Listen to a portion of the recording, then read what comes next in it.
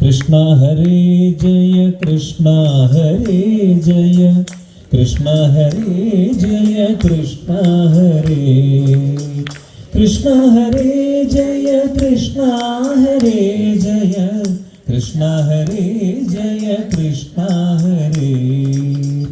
കള്ളം കളവുമായി കളിച്ചോരു കണ്ണൻ, കാട്ടിലെ ചോലയിൽ നീന്തിയ കണ്ണൻ, കൂട്ടരുമായി ചേല കട്ടോരു കണ്ണൻ, കാലിയെ മേച്ചു നടന്നോരു കണ്ണൻ. കൃഷ്ണ ഹരേ ജയ കൃഷ്ണ ഹരേ ജയ കൃഷ്ണ ഹരേ ജയ കൃഷ്ണ ഹരേ കൃഷ്ണ ഹരേ ജയ കൃഷ്ണ ഹരേ ജയ കൃഷ്ണ ഹരേ ജയ കൃഷ്ണ ഹരേ. ചേലോടെ മുരളി വിളിച്ചോരു കണ്ണൻ, ചന്തത്തിൽ ചാഞ്ചാടിയാടിയ കണ്ണൻ, ചാരുണാചോരണം ചെയ്തോരു കണ്ണൻ, ചാണൂര നിഗ്രഹം ചെയ്തോരു കണ്ണൻ. കൃഷ്ണ ഹരേ ജയ കൃഷ്ണ ഹരേ ജയ കൃഷ്ണ ഹരേ ജയ കൃഷ്ണ ഹരേ കൃഷ്ണ ഹരേ ജയ കൃഷ്ണ ഹരേ ജയ കൃഷ്ണ ഹരേ ജയ കൃഷ്ണ ഹരേ.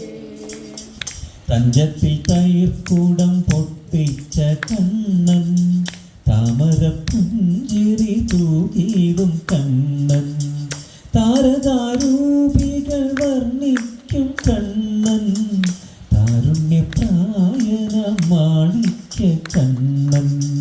കൃഷ്ണ ഹരേ ജയ കൃഷ്ണ ഹരേ ജയ കൃഷ്ണ ഹരേ ജയ കൃഷ്ണ ഹരേ കൃഷ്ണ ഹരേ ജയ കൃഷ്ണ ഹരേ ജയ കൃഷ്ണ ഹരേ ജയ കൃഷ്ണ ഹരേ.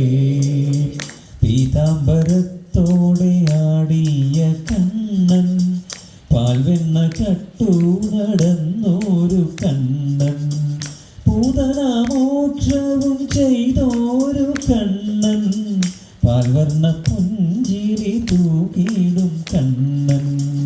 കൃഷ്ണ ഹരേ ജയ കൃഷ്ണ ഹരേ ജയ കൃഷ്ണ ഹരേ ജയ കൃഷ്ണ ഹരേ കൃഷ്ണ ഹരേ ജയ കൃഷ്ണ ഹരേ ജയ കൃഷ്ണ ഹരേ ജയ കൃഷ്ണ ഹരേ കൃഷ്ണ ഹരേ ജയ കൃഷ്ണ ഹരേ ജയ കൃഷ്ണ ഹരേ ജയ കൃഷ്ണ ഹരേ കൃഷ്ണ ഹരേ ജയ കൃഷ്ണ ഹരേ ജയ കൃഷ്ണ ഹരേ ജയ കൃഷ്ണ ഹരേ കൃഷ്ണ ഹരേ ജയ കൃഷ്ണ ഹരേ ജയ കൃഷ്ണ ഹരേ ജയ കൃഷ്ണ ഹരേ കൃഷ്ണ ഹരേ ജയ കൃഷ്ണ ഹരേ ജയ കൃഷ്ണ ഹരേ ജയ കൃഷ്ണ ഹരേ കൃഷ്ണ ഹരേ ജയ കൃഷ്ണ ഹരേ കൃഷ്ണ ഹരേ ജയ കൃഷ്ണ ഹരേ. സർവത്ര ഗോവിന്ദനാമ സങ്കീർത്തനം. ഗോവിന്ദ ഗോവിന്ദ. പീതാംബരം കരവിരാജിതശംഖചക്രകൗമോദകീ സരസിജം കരുണാസമുദ്രം രാധാസഹായം അതിസുന്ദരമന്ദഹാസം വാതാളയേശമനിശം ഹൃദി ഭാവയാമി. സർവമംഗളമംഗല്യേ ശിവേ സർവാർത്ഥസാധികേ ശരണ്യേ ത്രയംബകേ ഗൗരി നാരായണി നമോസ്തുതേ. ഓം നമോ ഭഗവതേ വാസുദേവായ. വേദവ്യാസൻ പാഞ്ചാലിയെ നേരത്തെ നമ്മൾ അനുസ്മരിക്കേണ്ടായി. പാഞ്ചാലിക്ക് തന്നെ പേര് വാമസ്വഭാവ, എല്ലാ ഗുണങ്ങളും തികഞ്ഞിരിക്കുന്നവളാണ് പാഞ്ചാലി. തൊട്ടതെല്ലാം പൊന്നാക്കി മാറ്റാൻ കഴിവുള്ള വിവേകശാലിയായ ഒരു വനിതാരത്നം. എങ്ങനെ അത് സാധിച്ചു എന്നാണെങ്കിൽ അത് കൃഷ്ണഭക്തി കൊണ്ട് സാധിച്ചത്. മറ്റൊന്നും തനിക്ക് കൈമുതലായിട്ടില്ല, കൃഷ്ണഭക്തി മാത്രം. അത് നിറഞ്ഞുള്ളത് കൊണ്ട് എവിടെയും പാഞ്ചാലി ശോഭിക്കണം. മറ്റാരും തുണയില്ലെങ്കിലും ശ്രീകൃഷ്ണ ഭഗവാൻ തുണയായിട്ട് നിൽക്കുന്നു ആ പാഞ്ചാലിക്ക്. അതുകൊണ്ടാണ് 5 മക്കൾ പോകുമ്പോഴും തൻ്റെ മനസ്ഥൈര്യം വിടാതെ കണ്ട് ഭഗവാന് തന്നെ മനസ്സുറപ്പിച്ച് നിൽക്കണം. നമുക്കാണെങ്കിൽ കുട്ടികൾക്കൊരു പനി വന്നാൽ മതി, ശരിക്കും നല്ലൊരു പനി വന്നാൽ തന്നെ അമ്മയുടെ ടെൻഷൻ നമുക്ക് കാണാം അല്ലേ, എത്രയോ ടെൻഷൻ അടിക്കും. ഇവിടെ 5 മക്കളുടെ തല അറുത്തുകൊണ്ട് പോയിട്ടും ആ അമ്മയ്ക്ക് സങ്കടം ഇല്ലായല്ല, പക്ഷേ അതിന് മേലെ വികാരമല്ല വിചാരം, അതിനെ ഭാഗവതം നമുക്ക് കാണിച്ചു തരാം. എന്തിനു വേണ്ടിയിട്ടാണെങ്കിൽ ഇതേപോലെ ആവണം നമ്മൾ ഓരോരുത്തരും എന്ന് കാണിക്കാൻ വേണ്ടിയിട്ടാണ്. പലപ്പോഴും ജീവിതത്തിൽ നമുക്ക് വരുന്നതായിരിക്കുന്ന വിപരീതമായ സാഹചര്യങ്ങൾ ഇവിടെ ഇരിക്കുന്ന ഓരോരുത്തരുടെയും കുടുംബജീവിതത്തിലേക്ക്, സ്വന്തം വ്യക്തി ജീവിതത്തിലേക്കൊന്ന് കണ്ണോടിച്ച് പോയാൽ നമുക്കറിയാം എന്തെല്ലാം പരീക്ഷണങ്ങളെ നേരിട്ടവരാ അവിടെ വന്നിരിക്കുന്ന ഓരോരുത്തരെയും അല്ലേ. പുറമെ കാണുമ്പോൾ നമുക്ക് തോന്നില്ല, അവരുടെ അടുത്തടുത്ത് എഴുതുമ്പോഴാണ് അറിയാം എന്തെല്ലാം പരീക്ഷണങ്ങൾക്ക് അതിനെയൊക്കെ അതിജീവിച്ചിട്ടാണ് ഇന്ന് ഈ 3 മണി സമയത്ത് ഇവിടെ ഇരിക്കുന്നത് നമ്മൾ ഓരോരുത്തരും. അപ്പോഴൊക്കെ നമ്മൾ പലപ്പോഴും നമ്മൾ തളർന്നു പോയിട്ടുണ്ടാവാം. പക്ഷെ ഇവിടെ അതേപോലെ അതിനേക്കാളൊക്കെ എത്രയോ വലിയ പരീക്ഷണങ്ങളാണ് പാഞ്ചാലി ഏറ്റത്. തൻ്റെ വംശം മുഴുവനും നശിച്ചു പോകുന്ന ദുർവാസാവിൻ്റെ ശാപത്തിൽ നിന്ന്, അതേപോലെ തന്നെയാണ് ഇതുപോലെ ആ വലുതായിരിക്കുന്ന സഭയിൽ വെച്ച് തന്നെ വസ്ത്രാക്ഷേപം ചെയ്യുമ്പോൾ ഇങ്ങനെ തുടങ്ങിയ ധാരാളം അനുഭവങ്ങൾ തീക്ഷ്ണമാണ്. പാഞ്ചാലിയുടെ ജീവിതത്തിലേക്ക് നോക്കിയാൽ നമ്മുടെ ജീവിതം വളരെ നിസ്സാരമാണ്. അത്രയൊന്നും നമ്മൾ അനുഭവിച്ചിട്ടില്ല എന്ന് തോന്നും. അത്രയധികം അപമാനങ്ങളും പഴിചാരലും കേട്ടിട്ടും ഒരിക്കൽ പോലും എന്തുകൊണ്ട് അവർ തളർന്നില്ലെങ്കിൽ അതിന് കാരണം ശ്രീകൃഷ്ണ ഭക്തിയുടെ മഹിമ ഒന്ന് തന്നെയാണ്. ആര് തളർത്തിയാലും എന്നെ ഉയർത്താൻ ആരുണ്ട്? ഭഗവാനുണ്ട്. ആ ഒരു ചിന്തയാണ്. അത് നമുക്ക് കാണിച്ചു തരണം. അത് കഴിഞ്ഞിട്ട് ഇവിടെ ഭാഗവതം 8ാമത്തെ അധ്യായത്തിൽ പറയുകയാണ്, ഭഗവാൻ എല്ലാവരെയും വിളിച്ചുകൊണ്ടുപോയി മരിച്ചവർക്ക് വേണ്ടതായിരിക്കുന്ന ഉദകക്രിയാദികൾ എല്ലാം ചെയ്യിച്ചു. ഇതൊക്കെ ചെയ്യേണ്ട ആവശ്യമുണ്ടോ എന്നാണെങ്കിൽ ആവശ്യമില്ല എന്ന് തന്നെയാണ് സജ്ജനങ്ങൾ പറയുക. കാരണം ഭാഗവതം തന്നെ പറഞ്ഞു, പുല്ലട്ട പോലെയാണ് നമ്മുടെ ജീവിതം. ഈ ശരീരം പുല്ലട്ട എങ്ങനെയാണെന്ന് വെച്ചാൽ ഇതുമേന്ന് വിട്ട് അതുമിലേക്ക് പിടിച്ചിട്ടാണ് ഇതുമേന്ന് വിടുക, ഇങ്ങനെയാണ് പോവുക. അതേപോലെ ഈ ശരീരം വിടുന്നതിന് മുമ്പ് തന്നെ ഈ ജീവൻ അടുത്ത ശരീരത്തിലേക്ക് പ്രവേശിച്ചിട്ടുണ്ടാവും, എന്നിട്ടാണ് ഇത് വിടുക. അപ്പോൾ പിന്നെ നമ്മൾ വെളിയിടുന്നതിൽ എന്താണ് അർത്ഥം? വലിയ അർത്ഥം ഉണ്ടായിട്ടൊന്നല്ല.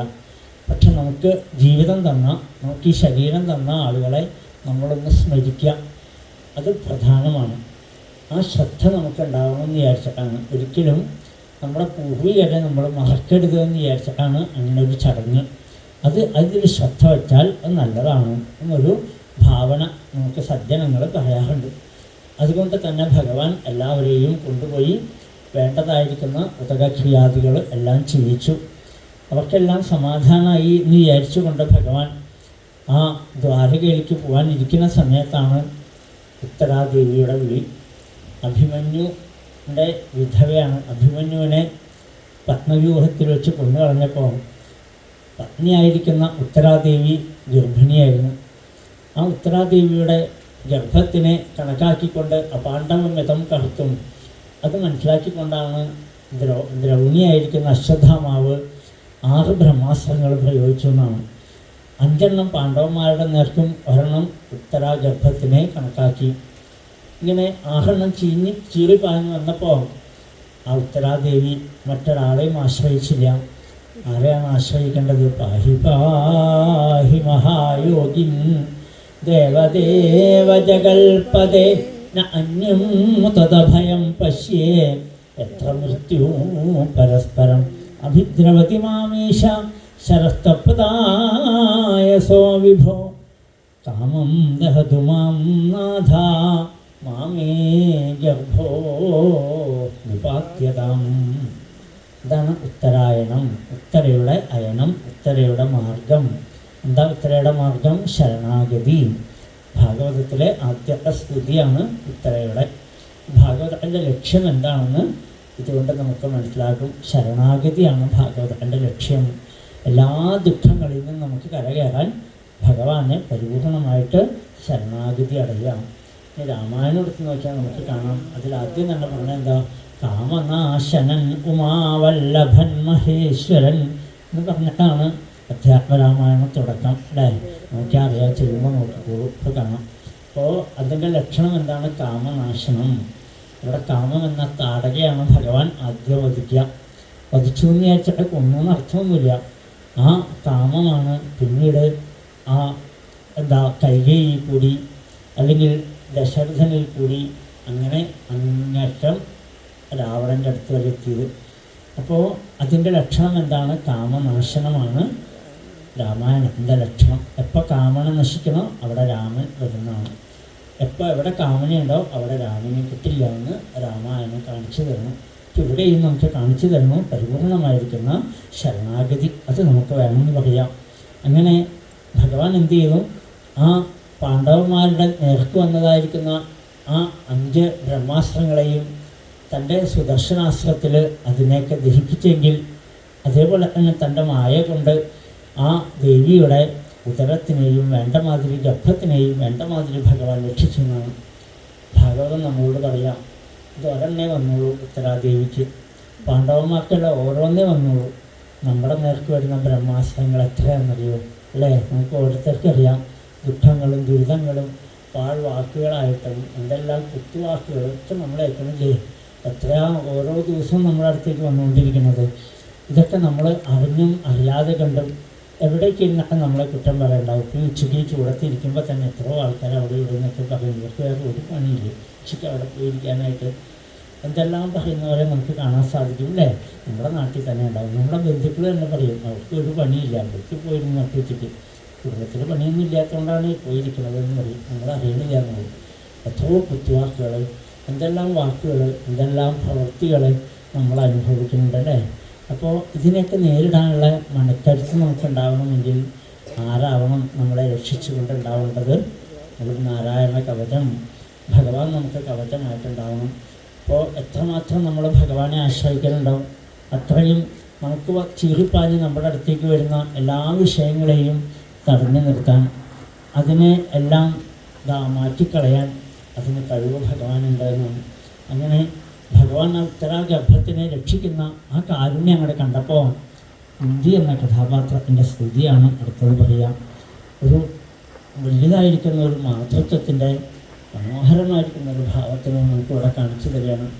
വസുദേവരുടെ സഹോദരിയാണ് കുന്തി മാതാവ്. ആ കുന്തി മാതാവിൻ്റെ അവസ്ഥ എന്താണെന്ന് വെച്ചാൽ അതുല്യമായിരിക്കുന്ന ശ്രീകൃഷ്ണ ഭക്തി, ഏതൊരവസ്ഥയിലും കണ്ണനെ വിടാതെ കണ്ട് മുറുകെ പിടിക്കുന്ന ഒരമ്മ. വസുദേവർക്ക് പോലും തൻ്റെ കണ്ണൻ ആരാണെന്ന് അറിയില്ലായിരുന്നു. തൻ്റെ പുത്രനായിട്ട് കണ്ടെങ്കിൽ എപ്പോഴും കുന്തിക്ക് പണ്ടേ അറിയാം, ഈ കൃഷ്ണൻ എൻ്റെ സഹോദരൻ്റെ പുത്രനല്ല, സാക്ഷാൽ ആദിനാരായണമൂർത്തി തന്നെയാണ്, ഈശ്വരൻ തന്നെയാണ്. ആ ഭഗവാനാണ് മായ കൊണ്ട് ഈ പ്രപഞ്ചത്തിനെ മുഴുവനും സൃഷ്ടിച്ച് ഇതിനെ എല്ലാം പരിപാലിച്ച് ഇതിനെല്ലാം സംഹരിക്കുന്നതെല്ലാം ഈ സാക്ഷാൽ ഈശ്വരൻ തന്നെയാണെന്ന് മനസ്സിലാക്കി അതേപോലെ നിൽക്കുമ്പോഴും നല്ലൊരു മാധവാത്സല്യം ആ കണ്ണന് കൊടുത്തു. ഒരമ്മയെപ്പോലെ, ഒരു കുട്ടിയെപ്പോലെ കണ്ണനെപ്പോഴും നെഞ്ചോട് ചേർത്ത് പിടിക്കാൻ എന്തെന്നില്ലാത്ത മോഹമായിരുന്നു കുന്തി മാതാവിന്. കണ്ണു കണ്ണായ കണ്ണാ നീ എന്നോടെ ഹൃത്തടയെപ്പോഴും വാണിടേണം, വേർപിരിയല്ലേ ഒരു നാളും എന്നോടെ പ്രാണൻ പിടയുന്ന വേളയിലും. കൃഷ്ണ ഹരേ ജയ കൃഷ്ണ ഹരേ ജയ കൃഷ്ണ ഹരേ ജയ കൃഷ്ണ ഹരേ. അതായിരുന്നു അമ്മയുടെ ഭാവം. സദാസമയത്തും എൻ്റെ ഹൃദയത്തിൽ നിന്ന് ഒരിക്കലും പോകരുതേ. അതുകൊണ്ട് എന്താണെന്ന് വെച്ചാൽ നല്ല ക്ഷാത്രവീര്യം, പിന്നെ നല്ല ശക്തി, നല്ല ദൃഢനിശ്ചയം, നിഷ്കളങ്കത, അതേപോലെ തന്നെ സന്ദർഭോചിതമായിട്ട് ആ വീര്യവും കാര്യങ്ങളുമൊക്കെ പ്രദർശിപ്പിക്കാനുള്ള കഴിവ്, നല്ല പാതിവൃത്യം, നല്ല സമത്വഭാവന. ഇങ്ങനെ നോക്കിയാൽ നല്ല സത്യം, നല്ല നീതി, നല്ല പരിശുദ്ധി, ഇങ്ങനെ കൂടെ നോക്കിയാൽ കുന്തിയുടെ ഗുണങ്ങൾ പറയാൻ തുടങ്ങിയാൽ ഇന്ന് തീരില്ല എന്നർത്ഥം. അത്രയധികം ഗുണങ്ങൾക്ക് ഉടമയാണ് കുന്തി മാതാവ്. ആ കുന്തി മാതാവിന് എൻ്റെ പറ്റി എത്ര ഋഷിമാരുടെ അനുഗ്രഹം മറ്റ് വൈദികങ്ങളിൽ കാണുന്നതായിരിക്കുന്ന ഋഷി തുല്യമായിരിക്കുന്ന എത്രയോ ആളുകളെ നമുക്ക് കാണാൻ സാധിക്കും. അതേപോലെ തന്നെ മൈത്രേയി, ഗാർഗി ഉള്ള അനവധി ആ വൈദിക സാഹിത്യത്തിലെ വൈദികത്തിലെ അല്ലെങ്കിൽ ഉപനിഷത്തിലൊക്കെ നമ്മൾ കാണുന്ന സ്ത്രീകളോടൊപ്പം അവരൊക്കെ ഋഷിണിമാരാണെങ്കിൽ ഏതാണ്ട് അതേ തുല്യത്തിൽ നിൽക്കുന്ന ഒരാളാണ് ഈ അമ്മ. ലൗകികമായിട്ട് ജീവിക്കുമ്പോഴും മനസ്സ് മുഴുവനും ഭഗവാനിൽ ഉറപ്പിച്ചുകൊണ്ട് ജീവിക്കണം. നമ്മുടെ കൂടെ നമ്മളിൽ ഒരാളായിട്ട് കഴിയുമ്പോഴും മനസ്സ് നമ്മളോടല്ല ഒട്ടി നിൽക്കുന്നതല്ല അമ്മയ്ക്ക്. നമ്മുടെ മനസ്സ് എപ്പോഴും ഭഗവാന്റെ അടുത്ത് തന്നെയായിരുന്നു. നമ്മളങ്ങനെയല്ല, ഭഗവാനെ മറന്നിട്ടാണ് നമ്മൾ ഇതിൽ കുളിച്ച് നിൽക്കുന്നത്. അതാണ് നമ്മുടെ ദോഷം. അതുകൊണ്ട് നമ്മൾ വിളിച്ചാൽ ഭഗവാൻ പറഞ്ഞില്ല. മറ്റത് അങ്ങനെയല്ല. കുന്തി മാതാവിൻ്റെ മനസ്സ് ഏത് വിഷയത്തിൽ നിൽക്കുമ്പോഴും ഭഗവാനെ വിട്ടിട്ട് പോരണില്ല എന്നാണ്. ശ്രീരാമകൃഷ്ണ പരമഹംസർ ഈ ഒരവസ്ഥയ്ക്ക് എന്താ പറയാമെന്നറിയോ? ഒരു ഭഗവാന്റെ കാലിൽ ഒരു കൈകൊണ്ട് പിടിക്കാം, മറ്റേ കൈകൊണ്ട് ജോലിയൊക്കെ ചെയ്യാമെന്നാണ്. അപ്പോൾ എന്തായി? ഒരിക്കലും നമ്മൾ വീണ് പോവില്ല എന്നാണ് അല്ലേ? അതേപോലെ ആയിരിക്കണം നമ്മൾ ഏതേത് കാര്യങ്ങളിൽ മുഴുകുമ്പോഴും ഭഗവാനെ വിട്ടിട്ട് ഒന്നും ആവരുത്. നമുക്ക് എപ്പോഴും അതുണ്ടെന്ന് വെച്ചാൽ ഭഗവാൻ നമ്മുടെ കൂടെ ഉണ്ടാവുമെന്ന് കാണിച്ചു തരിക. അങ്ങനെയുള്ള ആ ഭഗവാൻ അങ്ങനെയുള്ള കുന്തി മാതാവ് ഒരു ക്ഷത്രിയ രാജപുത്രിയായിട്ട് ജനിച്ചു. പിതാവിൻ്റെ ആജ്ഞയ്ക്ക് വിധേയമായിട്ട് മറ്റൊരു രാജാവിൻ്റെ വളർത്തുപുത്രിയായിട്ട് മാറി. പ്രധാനമായിരുന്നു ആദ്യത്തെ പേര്. പിന്നീട് കുന്തിഭോജൻ്റെ വളർത്തുപുത്രിയായപ്പോൾ അദ്ദേഹം പേരിട്ടു. എന്നാൽ പിന്നെ കുന്തിന്ന് ഇരുന്നോട്ടെ എന്ന് വിചാരിച്ചു. അങ്ങനെ ഒരു പേരിട്ട് കൊടുത്തു. ഇപ്പം എന്തായി? അങ്ങനെ വളർന്ന് വലുതാകുമ്പോഴും വലുതായി എന്ന് മാത്രമല്ല, പാണ്ഡുവിൻ്റെ പത്നിയായിട്ട് മാറേണ്ടി വന്നു. 2 പത്നിമാരിൽ ഒരാളായിട്ട് മാറേണ്ടി വന്നു. അങ്ങനെ കഴിയണ സമയത്ത് അതിനു മുമ്പ് തന്നെ എത്രയോ കൈപ്പേറിയതായിരിക്കുന്ന അനുഭവങ്ങൾ പണ്ട് കാലത്തൊക്കെ ഒരു ഗുണമുണ്ടായിരുന്നു. കാരണം വലിയ ഋഷീശ്വരന്മാർ, മഹാത്മാക്കളായിട്ടുള്ള ആളുകളൊക്കെ കുടുംബത്തിൽ വന്ന് താമസിക്കുക, നമ്മുടെ കുടുംബത്തിലൊക്കെ വന്ന് താമസിക്കും. അപ്പോൾ എന്തുണ്ടാവും? എല്ലാ കൊച്ചു കുട്ടികൾ, പെൺകുട്ടികളൊക്കെ ഉണ്ടെങ്കിൽ അവരെ കൊണ്ടൊക്കെ ഇവർക്ക് വേണ്ട പരിചര്യങ്ങളൊക്കെ ചെയ്തു കൊടുക്കുക, പൂജയ്ക്ക് വേണ്ടതൊക്കെ ഒരുക്കി കൊടുക്കുക. കാരണം കുട്ടികൾക്ക് എന്നും മഹാത്മാക്കളുടെ അനുഗ്രഹം ഉണ്ടാവണമെന്ന് വിചാരിച്ചിട്ടാണ്. അങ്ങനൊരു ശീലം പണ്ടുണ്ടായിരുന്നു എന്നാണ് പറയാം. അപ്പോൾ ഇവിടെ കുന്തിയും എന്ത് ചെയ്തു? ദുർവാസാവിനെ വേണ്ട മാതിരി പരിചരിച്ചു എന്നാണ്. ദുർവാസാവിന് വലിയ സന്തോഷമായി. ഭക്തിയോട് കൂടിയിട്ട് പരിഭാവനയാ തന്നെ നോക്കിയപ്പോൾ സന്തോഷമായി. അദ്ദേഹം ഒരു മന്ത്രം ഉപദേശിച്ചു കൊടുത്തു. ഈ മന്ത്രം ചൊല്ലിക്കൊണ്ട് നീ ആരെ വിളിക്കണോ ആ ആൾ നിന്നെ അനുഗ്രഹിക്കുന്നതാണ്. അതോടുകൂടി സന്തോഷമായി അദ്ദേഹം പോയി. അപ്പോൾ ഈ കുന്തി എന്ത് ചെയ്തു? മന്ത്രം കിട്ടിയപ്പോൾ കൊച്ചുകുട്ടിയല്ലേ, 10-12 വയസ്സായുള്ളൂ. അതിൻ്റേതായിട്ടുള്ള നിഷ്കളങ്കതയൊക്കെ ഉണ്ടല്ലോ. വേഗം സൂര്യനെ കണ്ടപ്പോൾ തോന്നി സൂര്യനുടെ മുഖത്ത് നോക്കി മന്ത്രം ഒന്ന് ചൊല്ലിയേക്കാം എന്ന് വിചാരിച്ചു. സൂര്യനെ ചൊല്ലിയപ്പോഴേക്കും സൂര്യൻ മുമ്പിൽ പ്രത്യക്ഷമായി. എന്തിനാണ് നീ എന്നെ വിളിച്ചതെന്ന് ചോദിച്ചു. ഞാൻ വെറുതെ വിളിച്ചതാണെന്ന് പറഞ്ഞു. വെറുതെ വിളിച്ച് അങ്ങനെ പോകാൻ പറ്റില്ലല്ലോ. വിളിച്ചു വരുത്തിയിട്ട് സൂര്യൻ അവിടുന്ന് ഇവിടെ ഇത്രയും വന്നില്ലേ, വെറുതെ പോകാൻ പറ്റില്ലല്ലോ. അതുകൊണ്ട് നിനക്ക് ഒരു ഉണ്ണി ഉണ്ടാവട്ടെ എന്ന് അനുഗ്രഹിച്ചു. പോരെ, കല്യാണമൊന്നും കഴിഞ്ഞിട്ടില്ല, അത് സാരല്ലോ, അവിടെ ഇരുന്നോട്ടെ എന്ന് പറഞ്ഞ് അനുഗ്രഹിച്ചിട്ട് സൂര്യൻ പോയി. അത് നാണക്കേടാവില്ലേ? കല്യാണത്തിന് മുമ്പേ ഒരു കുട്ടിക്ക് മറ്റൊരു കുട്ടി ഉണ്ടായെന്ന് പറഞ്ഞാൽ എന്ത് ചെയ്തു? സഖിമാരോടൊപ്പം പെട്ടിയിലൊഴുക്കി അങ്ങനെ നദിയിലൊഴുക്കി കൊണ്ടു. അതാണ് കർണൻ. അതിനെ മറ്റൊരാൾ എടുത്ത് വളർത്തി. അതോടുകൂടി എന്നും പിന്നെ ആ കുട്ടിയുടെ മനസ്സിൽ നിന്ന് പോവോ? ആ കുട്ടിയുടെ രൂപം അല്ലേ ഒഴുക്കി കളഞ്ഞതല്ലേ. അന്ന് മോൾക്ക് ആ കുറ്റബോധം എത്രയോ അമ്മയെ വേട്ടയാടിയിട്ടുണ്ട്. ആ കുഞ്ഞിനെ കുറിച്ചുള്ള ചിന്തകൾ കൂടി വരുന്ന സമയത്താണ് പിന്നെ ഒരു ദിവസം വായു ഇങ്ങനെ വീശം കണ്ടപ്പോൾ വായുവിനെ ഒന്ന് സ്മരിച്ചു. ആ മന്ത്രം ചൊല്ലിയപ്പോൾ വായു ഒന്ന് അനുഗ്രഹിച്ചു, എനിക്കൊരു ഭീമൻ ഒരു കുട്ടി ഉണ്ടാവട്ടെ. അതും കൊടുത്തത് കുട്ടികളെ തന്നെയാണ്. ധർമ്മദേവനെ വിളിച്ചു, ധർമ്മദേവനും കൊടുത്തു ഒരു കുട്ടിയെ, ധർമ്മപുത്രർ. പിന്നെ ഇന്ദ്രനെ സ്മരിച്ചു, ഇന്ദ്രനും ഒന്നും കൊടുത്തു അത്ര വർണ്ണത്തിന്. പോരെ, നന്നായി. അപ്പോഴാണ് തൻ്റെ കൂടെയുള്ള പണ്ടുവിൻ്റെ മാതിരിക്ക് കുട്ടികളൊന്നുമില്ല. വേഗം അവളോട് പറഞ്ഞു, നിനക്ക് ഞാൻ ഈ മന്ത്രം ഉപദേശിച്ചാലും നീ ആരെങ്കിലും വിളിച്ച് ചൊല്ലുക, കുട്ടികളൊക്കെ തരുമെന്ന് പറഞ്ഞു. വേഗം അവളെന്ത് ചെയ്തു? അശ്വിനി ദേവന്മാരെ വിളിച്ചു എന്നാണ്. ദേവവൈദ്യന്മാരാണ് അശ്വിനി ദേവന്മാർ, 2 പേരാണ്. അവരെ വിളിച്ചതോടുകൂടി അവർ വന്നിട്ട് പറഞ്ഞു 2 നമുക്കുണ്ടാവട്ടെ എന്ന് പറഞ്ഞു. 2 പേരും അനുഗ്രഹിച്ചു. അങ്ങനെ നകുലനും സഹദേവനും എത്ര എണ്ണമായി? 6 എണ്ണമായി അല്ലേ. അപ്പോൾ 4 കുന്തിക്കും 2 മറ്റേക്കുണ്ടായി. 1 പോയി, ബാക്കി 5 മാറി. അപ്പോഴാണ് പാണ്ഡുവിന് ഒരു ശാപം വന്നു. ആ ശാപം വന്നപ്പോൾ തലപൊട്ടി തെറിച്ച് മരിക്കാനുള്ളൊരു ശാപം വന്നപ്പോൾ അദ്ദേഹം എന്ത് ചെയ്തെന്ന് വെച്ചാൽ മാദ്രിയുടെ അടുത്തേക്ക് എന്നതാണ്. അപ്പോൾ വേഗം അദ്ദേഹം എന്തായി? ആ ശാപം കൊണ്ട് മരിച്ചു വീണപ്പോൾ ആ ചിതയിൽ മാതിരി എന്ത് ചെയ്തു, അന്ന് ഈ സതി കാര്യം ഉണ്ടാകുന്നതുകൊണ്ട് സതി അനുഷ്ഠിച്ചു, അതിലേക്ക് ചാടി തൻ്റെ ശരീരം ഉപേക്ഷിച്ചു.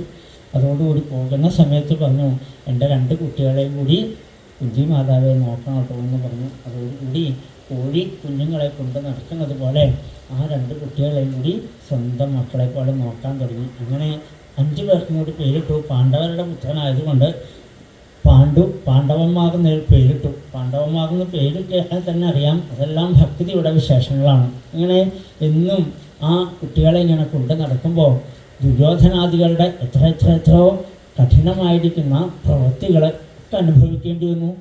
ജീവിതത്തിൽ എന്നും ദുഃഖം മാത്രമേ ഉള്ളൂ. അജ്ഞാതവാസവും വനവാസവും ഒക്കെ അനുഭവിക്കേണ്ടി വന്നു പാണ്ഡവന്മാരോടൊപ്പം ഈ അമ്മയ്ക്കും. അതൊക്കെ അനുഭവിക്കുമ്പോഴും പിടിവിട്ടില്ല കണ്ണൻ്റെ പാദങ്ങളെ. കണ്ണാ, നീയേ ഉള്ളൂ എനിക്ക്, വേറെ ആരാ എനിക്കുള്ളത്? ആ ഒരു ഭാവം സദാസമയത്തും. അതുകൊണ്ട് അല്പം നേരം പോലും കണ്ണനെ വിട്ടിരിക്കില്ല ആ അമ്മയുടെ മനസ്സ്. ഇതൊക്കെ ഭാഗവതം നമുക്ക് എന്തിനാ പറഞ്ഞു തരണമെന്നറിയോ? നമ്മളൊക്കെ നമ്മളൊക്കെ ദുഃഖം അനുഭവിക്കേണ്ടത് വിസ്മരണം വിഷ്ണു. ഏറ്റവും വലിയ വിപത്ത് എന്താണ്? ഈശ്വരനെ മറക്കണതാണ് വിപത്ത്. സമ്പൽ നാരായണ സ്മൃതി എന്നാണ്. ഏറ്റവും നല്ല സമ്പത്ത് എന്താണ്? ഭഗവാനെ സ്മരിക്കുന്നതാണ് ഏറ്റവും നല്ല സമ്പത്ത്. അപ്പോൾ ആ ഈശ്വര സ്മരണ നമുക്ക് സദാ ഉണ്ടാവണം. ജീവിതം മുഴുവനും ദുഃഖം തന്നെയാണ്. പറയും ശ്രീരാമകൃഷ്ണ പരമഹംസർ പറയും, വലിയൊരു മലവെള്ളപ്പാച്ചിലാണ് നമ്മുടെ ജീവിതം എന്ന് പറയും. മലവെള്ളക്കൊഴി വരണണ്ടല്ലേ നമ്മുടെ, അല്ലേ? അങ്ങനെ വരുന്ന സമയത്ത് മലവെള്ളത്തിൽ പുഴയൊക്കെ നിറഞ്ഞൊഴുകി പോകുമ്പോൾ നമുക്ക് കാണാം വലിയ വലിയ തടികളും ഒഴുകി വരും. അതുപോലെ തേങ്ങാമുള്ള സാധനങ്ങളൊക്കെ ഒഴുകി വരും. അതുപോലെ തന്നെ ജഡവും ഒഴുകി വരും, അല്ലേ? ചിലപ്പോൾ നല്ലത് ഒഴുകി വരും, ചിലപ്പോൾ ഏറ്റവും അഴുക്കായിട്ടുള്ളതും ഒഴുകി വരും. എന്തൊക്കെ ഭീകരമായിട്ടുള്ളതും ഒക്കെ ഒഴുകി വരില്ലേ? ഇതേപോലെ തന്നെയാണ് ജീവിതമാകുന്ന മലവെള്ളപ്പാച്ചിലിൽ എന്തൊക്കെയാണ് നമ്മളെ കൂടെ വരികയെന്നറിയില്ല. ചിലപ്പോൾ നല്ലതായിരിക്കും, നല്ല അനുഭവങ്ങളായിരിക്കും. ഇപ്പം നമ്മൾ പറയും ഈശ്വരാനുഗ്രഹം എന്ന് പറയും. അടുത്ത നിമിഷം നമുക്ക് വരാൻ പോകുന്നത് തിക്തമായിരിക്കുന്ന അനുഭവമായിരിക്കും. അപ്പോൾ പറയും അല്ലെങ്കിലും ഭഗവാനൊക്കെ അത്രേ ഉള്ളൂ എന്നോടെന്ന് പറയും. നേരെ തിരിച്ചു പറയും, നമ്മൾ തിരിഞ്ഞും മറിഞ്ഞും ഇങ്ങനെ മാറിക്കൊണ്ടേയിരിക്കും. പക്ഷേ ഇതൊക്കെ നമുക്ക് ജീവിതത്തിൽ വന്നും പോയിക്കൊണ്ടും ഇരിക്കുമ്പോഴും ഒരിക്കലും ഇതൊക്കെ മാറും, അല്ലേ? മലവെള്ളമൊക്കെ എത്ര നാളത്തേക്ക് ഉണ്ടാവും? കുറച്ച് ദിവസം കഴിഞ്ഞാൽ അതൊക്കെ ഇല്ലാണ്ടാവും. ആ ഒരു ചിന്ത നമുക്ക് വരണ്ടേ? അത് വരുന്നില്ല എന്നാണ്. പിന്നെ തെളിനീരായിട്ട് നദി ഒഴുകണത് പോലെ കുറച്ച് ദിവസം കഴിയുമ്പോൾ അപ്പോഴും ഭഗവാനെ കുരുവിടാതെ കൊണ്ടിരുന്നാൽ അത് പിന്നെ തെളിനീരായിട്ട് ശാന്തമായിട്ട് ഒഴുകുന്നതാണ്. അതേപോലെ തന്നെയാണ് ഈ നദിയും ഇവിടെ. അതുകൊണ്ട് തന്നെ ആ ഉത്തരാഗർഭത്തിനെയും തൻ്റെ മക്കളെയും രക്ഷിക്കുന്ന ഭഗവാന്റെ കാരുണ്യം കണ്ടപ്പോൾ എന്നും കൃഷ്ണനെ ദൂരേന്ന് കാണുമ്പോൾ തന്നെ കൃഷ്ണ എന്ന് പറഞ്ഞ് വീണങ്ങോട്ട് നമസ്കരിക്കും. അങ്ങനെയാണ് പതിവ്. അടുത്ത് നമസ്കരിക്കാൻ പോയാൽ എന്താ? കൃഷ്ണൻ സമ്മതിക്കില്ല. എന്താ ചോള എന്നെ നമസ്കരിക്കേ എന്ന് പറഞ്ഞ് ഭഗവാൻ അങ്ങോട്ട് നമസ്കരിക്കും. അല്ലെങ്കിൽ തൻ്റെ ആ കുന്തി മാതാവിനെ നെഞ്ചോട് ചേർത്ത് പിടിച്ചങ്ങനെ ആലിംഗനം ചെയ്ത് നിൽക്കും. കാണാൻ അത്ര വാത്സല്യമാണ്. ഒരമ്മയെപ്പോലെ ആ മാതൃവാത്സല്യം അത്ര അധികം ഉണ്ട് കുന്തി മാതാവിന്. പക്ഷേ ഇത്തവണ അങ്ങനെ ആയിരുന്നില്ല. ആ കണ്ണനെ ഒന്ന് നമസ്കരിക്കണമെന്ന് തീരുമാനിച്ചുകൊണ്ട് 18ാമത്തെ ശ്ലോകം മുതൽക്ക് 44 വരെ 27 ശ്ലോകങ്ങളെ കൊണ്ട് മനോഹരമായിട്ട് സ്തുതിക്കുകയാണ് ആ അമ്മ. അതിൽ ആദ്യത്തെ 2-3 ശ്ലോകങ്ങൾ എന്താണ് കൃഷ്ണൻ എന്ന്, ആ ഭാഗവതത്തിൻ്റെ തത്വം എന്താണ് അത് പറഞ്ഞു തരുന്നു. അമ്മ എങ്ങനെയാണ് ഭഗവാനെ മനസ്സിലാക്കിയിരിക്കുന്നത് അത് ആദ്യത്തെ 3 ശ്ലോകം കൊണ്ട് മനസ്സിലാകും. നമസ്യേ പുരുഷം ത്വാദ്യം ഈശ്വരം പ്രകൃതേ പരം അലക്ഷ്യം സർവഭൂതാനാം അന്തർബഹിരവസ്ഥിതം മായായമണികാച്ഛന്നം അജ്ഞാധോക്ഷതമവ്യയം ന ലക്ഷ്യസേ മൂഢദൃശോ നട്ടോ നാട്യതരോ യഥാ തഥാ പരമഹംസാനാം മുനീനാമമലാത്മനാം ഭക്തിയോഗവിധാനാർത്ഥം കഥം പശ്യാമി സ്ത്രീയഃ. ആദ്യം തന്നെ പറഞ്ഞ എന്താണെന്നറിയോ? നമസ്യേ പുരുഷം ത്വാദ്യം ഈശ്വരം പ്രകൃതേ പരം അലക്ഷ്യം സർവഭൂതാനാം അന്തർബഹിരവസ്ഥിതം. സകല ഭൂതങ്ങളുടെയും ഉള്ളിലും പുറത്തും സ്ഥിതി ചെയ്യുന്നവനല്ലേ അവിടുന്ന്.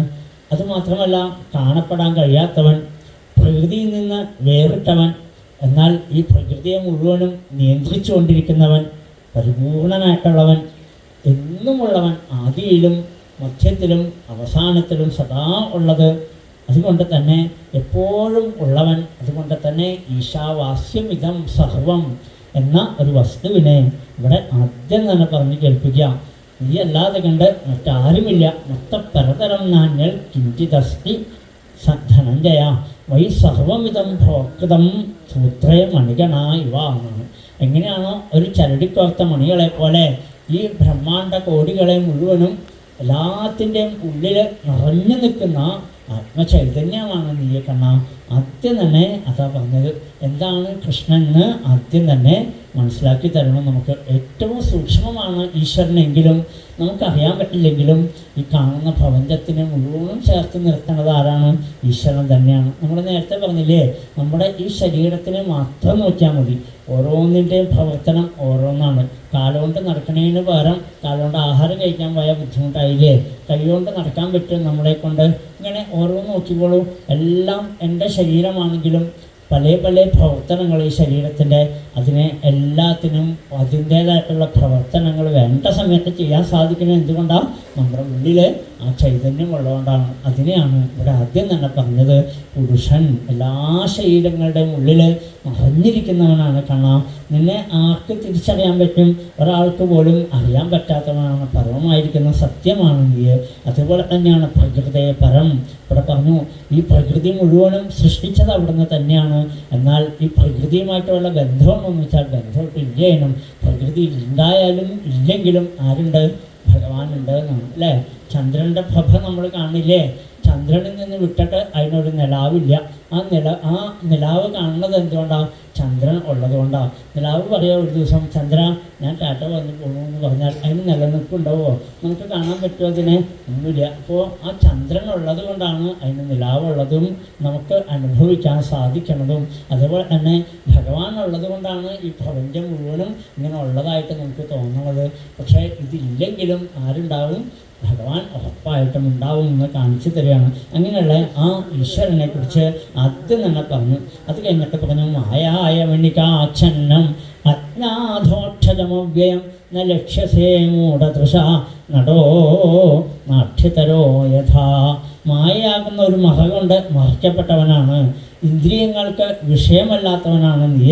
സനാതനനാണ് അവിടുന്ന്.